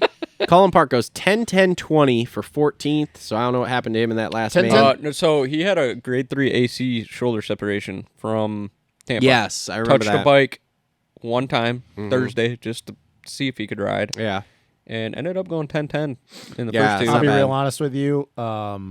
I don't think if I was another rider, I'd want to ride with his group because him and Chiz ride together, and I don't really think those two, with their current situations, are It's not going great. not going great. Why, you think Colin Park should be on a different bike? Or what? No, I think Colin Park is doing great, especially knowing that. Oh, I like this is like Colin Park to me is a top 10 dude all day long.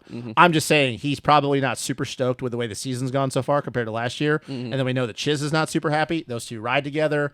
It's probably not a real chipper group to be around. But hey, Colin Park, your mom is a badass. Okay, next rider. Jeremy Hand goes 16, 16, 15 for 15. Hell yeah, Jeremy Handjob on my team, dude. Oh, he was on my fantasy team, bro. What in the hell? What all things holy just happened? Oh my God. That's Jeremy Handjob, dude. Oh my God, what the fuck?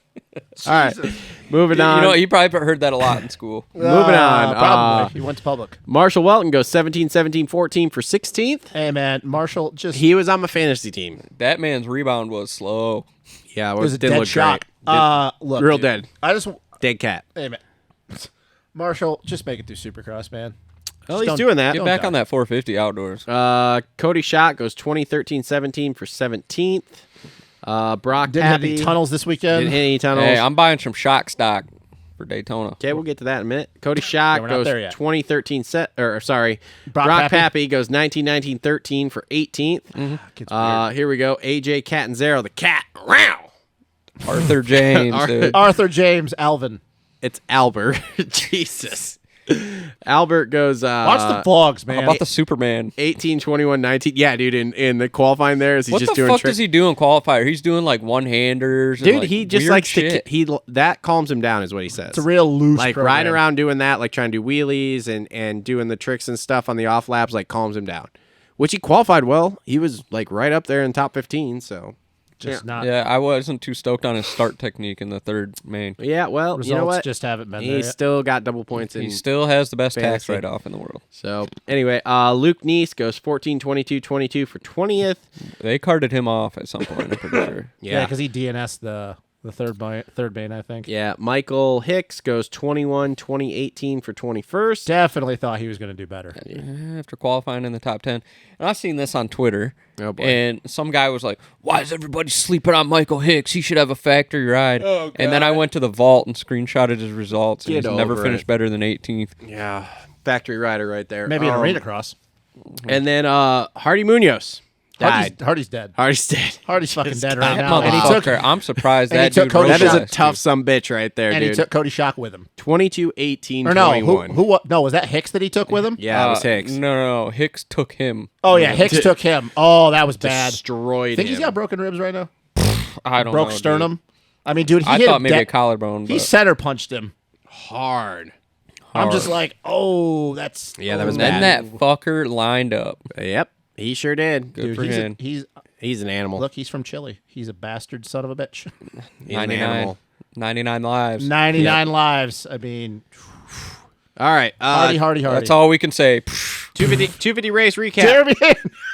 Brought to you by our friends at Adept Creative Co. Check them out for all your graphics needs. A little discount in the description down below. Is this the stock options segment? We can get to the stock options. Yeah, let's wrap it up with some which stocks. was brought to you by us first, by the way. Yeah, fuck you guys. Okay, so we're going into Daytona here.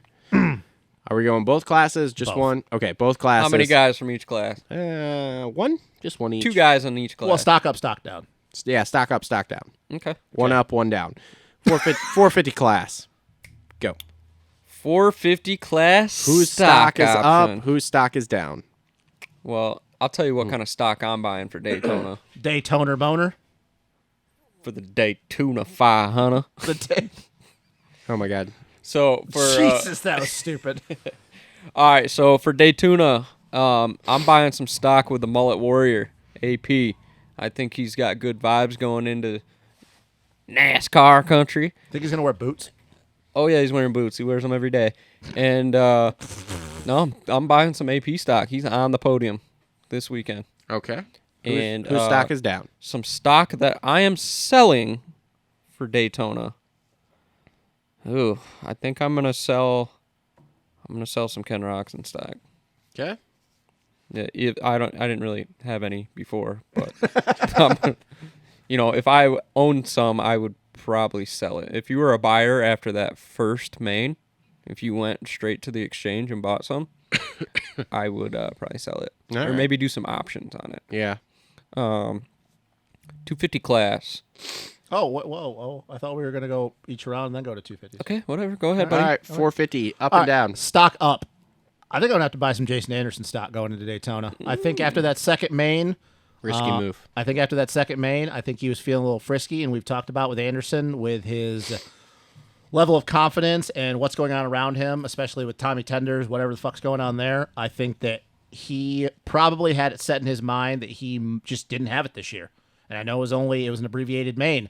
It's still something. He won straight up. He walked away from those dudes. And I also think he's got a little bone to pick with how things have gone in Daytona over the last how many years. There's been times where he's been fast enough to win. What was it? Yeah, it was during COVID. No, what the fuck was it? Was it 2018 the year he won his title? He was super fast. I don't know. But I think that he's got a bone to pick with Daytona. Now, stock down. Guys are going to think I'm stupid for this. Selling Chase Sexton stock for this weekend. I think what? I thought about it. I think Chase, and I hope I'm wrong, I think Chase is going to arrow himself into the ground this weekend. Oh, boy. I am not super confident that this weekend is going to go great for Chase. I think he's going to go in. He's probably not happy just walking around bummed out every day because he's throwing away these many races. But I think the vibe of going to Daytona, I think it's self-explanatory for him. I think that he's going to try to prove a point this weekend. And I think you're going to see Ejecto-Cito Chase Sexton. I mean, we see that every weekend. Yeah, but I think I pray that I'm wrong on this. I think you're going to see a big one from him this weekend. I think that he's going to get into a zone that he only can get into right now, and I think that it's not going to be good. I do not have confidence that he makes it through the entire main. All right. Stock up for going into Daytona here. I'm going to go with Justin Cooper. He's been decent at Daytona before on the 250. I think he'll come in with some confidence here of like he's in shape, whatever. Obviously, he doesn't have many more rounds going on this 450. I think he'll do well. I think you're going to see a slight bump. Maybe not like great, but maybe gets up into like that 6th and maybe fighting for top 5. I don't know. Maybe. Stock down. I'm going to agree with you on the Ken Roczen stuff. I think the stock is way down on that going into Daytona here. I just don't think it's great over there. And he's obviously not comfortable with the bike. We obviously know how comfortable. Then again, too, though, we could be wrong with that because if that bike is set up too soft, it might work better at Daytona than it's worked at the other places, and he might come out and surprise us all. But I'm going to go with down on Ken Roczen, up on Justin Cooper. All right. 250 class. I'm really interested to hear you guys. I want to go last because I want to hear both of you guys on the 250s. Does anybody think, let me ask you this before we move to the 250s, does RJ show up on the 450? Yes. That's what I'm hearing as well. Where does he slot in? Let's save that for the end for bold predictions. Okay. Let's end the show on prediction. 250s, though, I really want to hear you guys' take. 450s, we always know anything can happen, but I think 250s, I say this every year with Daytona, but with this current group of 250 dudes, at least the dudes in the front, I think we have a possibility of seeing a very wild 250 main with the guys that are just at Daytona. Yeah. You talk about, there's 5 or 6 dudes right now. I don't know about you, but I think 6 dudes could win Daytona this weekend in the 250s. I agree. I don't know if you can. I mean, you talk about Jordan Smith. I'm not confident he can win, like hold it together to win. But Jordan Smith he's done very well at Daytona over the years. Yeah. I don't remember a time where you could go in and say there are 6 dudes that could win this specific race. Yeah. So I wanted you guys to go first. All right. So for 250s, I'm buying. It's gonna shock you guys. I'm buying Nate Thrasher stock. Because I think it's on. I think it's on the way up. We're going into a speedway round. Mm-hmm. He's coming off a win. Like it's on the upward trajectory. Now, don't get me wrong. As soon as we're done with Daytona, I'm selling that fucking shit. It is, but it's going higher. So I don't think it's topped out yet. So I'm going to buy it and sell it off immediately after Daytona because I think this is where it's going to plateau. So he is such a dick. So anyway, it's going to plateau at wins. Yeah, it's going to plateau with wins. Let's see. Stock that is down that I'm selling. I'm just going to go on the low-hanging fruit here. I'm going to sell off all my Michael Mosiman stock. It's done. The panic button has been hit. I'm out. There's nothing happening this year. I don't know where he goes next year, but I'm out on it. Okay. So I'm selling all that stock. I don't want any stock. No options. Nothing with him. I'm out. Okay. Well, fuck you guys. I'm buying options on 2. Oh, boy. I'm buying 2 stock options, and I'm selling 1. Okay. I am selling my Michael Mosiman stock, even though I didn't have any. But if I were a financial advisor, I would be telling you to sell your Michael Mosiman stock. Okay. And I would take whatever small profits you have, and I would put them into Cody Schock stock. You're that high on Cody Schock going in this weekend? For Daytona, yes. And then I'm selling as soon as the checker flag flies. Is this solely because he's an outdoor guy? He ran 4th one year. Okay. God, I wish Styles was riding. Yeah, and then I mean, he rode well this weekend, had a couple top 10 stuff, and he's a little more of an outdoor guy. Yep. So I think his mojo will be working. Okay. Okay. And I'm also buying J-Mart stock. Yeah. Okay. I am on board with that. I'm going to be that guy, and I am buying all the J-Mart stock for this weekend. Okay. If we all know, if there's any Supercross race that J-Mart is going to win, it's going looking to be forward fucking to. Daytona. Or looking forward to. Yes, or looking forward to. He'd probably also be looking forward to the Speedway, the SMX routes, but we got a long ways to go before that. I am buying all of that stock. Like, Okay. give it all to me. Yep. Especially the fact that even though he did get it handed to him, he's coming off of the last time he touched a Supercross track, he won the race. Yeah. Then a race that he was like, I won that? No way. Selling. Once again, going to go with the theme of, you guys are going to think I'm crazy. I'm selling some Hunter Lawrence stock. I think that Hunter can be the most composed, stoic dude. I do not think he's happy right now. I think that he looks at it, goes, I should have won every one of those mains last night. None of these dudes should beat me. I'm not saying it's a cocky thing, but let's be real. He probably should have.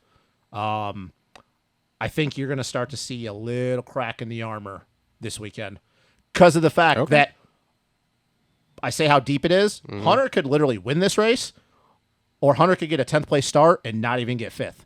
Like I said, you talk about Hunter, you talk about Nate, you talk about Smitty, you talk about J-Mart, and then call me a homer, but the GP dudes and Max and Vial. Like this weekend could either be really, really good and he extends that points lead, or if he doesn't get a start, he seriously could lose a whole bunch of points. Yep. Because he might just not be able to pass him. So buy the J-Mart stock, sell some Hunter stock. I think the cracks peek through a little bit. Okay. Not blow out, peeking through a little bit. All right. Fox News, you hear it first? Jesus. And we're canceled. We're again. canceled. All right. So back to the RJ thing here. So you guys think let's he give shows some up on a bold 450? predictions here. Yep. Where does he slot in? 8 to 10. Wow, really? You're not buying that? You're buying back You more? think he's going to be Craig range right off the rip? Yes. Okay. No, I don't buy that. I mean, Savachi's probably out. AC's Ferrandis is probably out. I think he's got a little more speed than Diener the Wiener. Like, I think he beats J. Coop. No, I I'm think out. he beats J. Coop. I think he's 12 to 15. I mean, dude, he could easily be 8th and he could easily be 15th. I know. You're not wrong. He is showing up on it, though. I don't know. Well, he's I riding guess It's he's Mookie's. built. teasers. It's built. He's riding Mookie's supposed to bike. do it. Yeah, he's riding Mookie's bike. Yeah, it's built. He's supposed to do it, but it didn't sound promising last week after that Oakland round. But who knows? But it is RJ, and he likes to race. So I will say this: if he does show up, I think his whole night is very dependent on how practice goes. If he sees himself up near the front in qualifying, he'll send it. I think he has a great day. If he comes out and he just can't muster anybody than a 13th, it's going to be a really long night. I really hope, to be honest with you, for his safety's sake, I really hope he's not that fast. Because here's the thing, if he's that fast and he's pushing it, trying to stay up there during the main, I think he augers himself into the ground and fucks his whole Supercross season up. I mean, and that's the thing, too. Period. The crazy thing is about RJ, he honestly could go out and practice and he could put a top 3 on the board Yeah. for a Daytona. Yeah. Because I don't know about you guys, but I remember hearing like people were talking about what he was looking like when they thought he was going 450 outdoors. Like he was sending it and his speed was insane. We all know that that's the test track shit, but yeah, it wouldn't surprise me. I agree though. I hope he's not on top of the board because he could be that dude, especially if he yanks a holy, just fucking weeds his shit. Yeah. And right now with his condition, he does not need to hit the ground Nope. because that could be a whole different set of circumstances. Yep. So, I don't know. We'll see. Anything else you boys want to touch on before we wrap this up? What do you guys think wins each class? Just wins. I have a hard time betting against Tomac in the 450 class. Okay. I'm going to go opposite, and it's going to be way opposite. I'm going out of left field here. Oh, boy. I think Sexton steps up, Wins takes it? the man down. Okay. I mean, dude, we saw think- outdoors. I think we see a statement win out of Sexton. Okay. Who do you think wins? I think Webb wins. All right. Well, all three of us are all three I think different Webb. dudes. And look, I can agree with both of you. It's Tomac and it is Sexton. But I mean, it's one of those three. yeah, it's one of those three. I definitely, but I think Webb wins, man. I think, but I don't. It's not going to be because he's faster. It's just, dude, he's just going to be there. At the Sexton's end. going to hit the ground. Tomac's And gonna he's have just gonna make a move on Line Eli. selection. But look, though, you almost kind of want him to win because it's like, dude, if he wins, he's the points leader. Yeah. And then we got a real situation where Cooper's playing head games with what people. I'd really like to see is I'd like to see it go Sexton, Tomac, Coop, because then all of a sudden it gets close between all three of them. We're still really, really close. Where if Coop wins, now he's only one up. That's true. But then if Sexton doesn't I think you get a second, turning point, though, if Coop wins, even if Eli's down a point. Now I think you have a turning point. I think you're right. I think that works in two ways here. Like we talked about, I think with the teams being nervous if Sexton starts rattling a couple off in a row, that they're like, oh, shit. And I think you also play into the same favor with Webb. If he starts to rattle a couple off in a row, shit. But look, disclaimer, guys, if Eli goes out and wins by 15 seconds, I'm not going to be shocked. Won't shock anyone. Not going to be shocked. No. So all the Eli people in the comments, like, look, I also could see Eli getting the start and just going, see ya. Yeah. So you think Thrasher wins the 250 class then? No, I still buy in the stock. I think J-Mart does. Oh, okay. I think Thrasher gets on the box, and I think he's there. But look, dude. So the box is what then? Thrasher, J-Mart? J-Mart, Thrasher, and then Hunter. No, man, I think Hunter cracks. I stand by that. I think Hunter cracks. I think Vial gets third. Man, you're really high on seeing cracks in Hunter's armor last night. Yeah, because I don't think he's happy, man. I seriously stand by the fact that I think the moment that when Joe and Seth went down, I think he goes, none of these dudes got shit for me. Because I really think he went into the season going, it's just Joe and Seth. Yeah. These are the only dudes that I could see beating me. They're not there. I really think that he, in his mind, and then last night, he can say it all he wants. I don't think he's happy right now. Right. I think internally he is super pissed. Even though he's got a double-digit points lead, he knows that he has not been able to close out titles. So if shit starts going downhill for him, it's going to start going downhill very quickly. Yeah, I don't know. We'll see. All right. Anybody, who do you think wins 250 class? Yeah, I'm kind of... Hayden Deegan's going to win the 250 class. Fuck out. And leave now. No. Panic for your life. Man, I would love to see J-Mart win it, but I don't know if he's on that level this year. I could... I don't know. I mean, even in previous years, he was a little better than what he's been. Yeah. Shown a little more intensity, even in the Death Cross stuff. Yep. Real Death Cross. I don't know, man. You got to go with Thrasher with the speedway track and the momentum he's got. Yeah. Jordan Smith is a Daytona winner. Yep. And he's led a lot of laps there on those KTM days. So. Yep. I think it's between the Star Boys. How wild, before you give your pick, though, how wild is it that we... the moment that J. Coop was out of the 250 class, that we were like, yep, rebuilding year for Star, rebuilding year. And now you have they've got 2 wins already. Yeah. They got 2 wins, and they got a dude that's third in the points. Yep. So, I mean, I assume you're going to pick Hunter. Yeah, I'm going to go with Hunter. Okay. I think he's going to be pissed, and it's a normal full-length main, which means he's got plenty of time to get back to the boys if something does happen. So, yeah, I'm going to stick with Hunter. Okay. Big, interesting guy, though. I'm excited to see Max and Vial. Yep. I really am. So. Yeah, that is something I'm going to be super interested to see in practice with those guys, because if the track is the same as it was last year, I'll be very interested to see, first off, Max, because he never got a chance to ride a 250 at Daytona. So that's going to be very interesting. And Vial, how is Vial, since now he's going to be back in the sand? Once again, we know it's not a normal sand track. Yeah. What is his approach going to be to that track? Is it going to take him a whole day of trying to figure out how I'm going to ride? Dude, it might be one of those things that he's just off the whole day, and then the main, it took him to the main to get it figured out. I will say this, though. If it is one of those situations he gets to start in the main, he could fucking win it. Yeah. Just Daytona. He could win it. Yep. It really would not shock me. Yep. But So, all right. Well, this has been episode number 227 of the Moto Aftermath Show. Thanks to our sponsors again: TLR Coatings, Complete Racing Solutions, Holster Co, Gutter Works, JT Cycle, Adept Creative Co, Isaac Nelson Designs, Edgewood Farms. Thanks everybody for tuning in. Make sure to check out all the sponsors in the video description or audio description, whatever, down below. Thank you guys for coming in and good doing show, this. boys. Good show. And oh boy, here come all the mutts. Time to wrap it up. hey, Disney fans, fucking love you. Fucking love you. Fucking love you. Tim, I can't wait to talk We to you, did go buddy. a little long again, though. It's not bad. We do need to tighten it up. It's not hard. bad. It's really hard, man, when we got stuff We to talk did about. really well on the 450 review. That was just under. Oh, boy. Camera's under an moving. hour. Oh, boy. All right. Thanks, Love you, everybody, for Hayden tuning fans. in. See ya. The dogs are here. We'll see y'all next week. Dogs are out.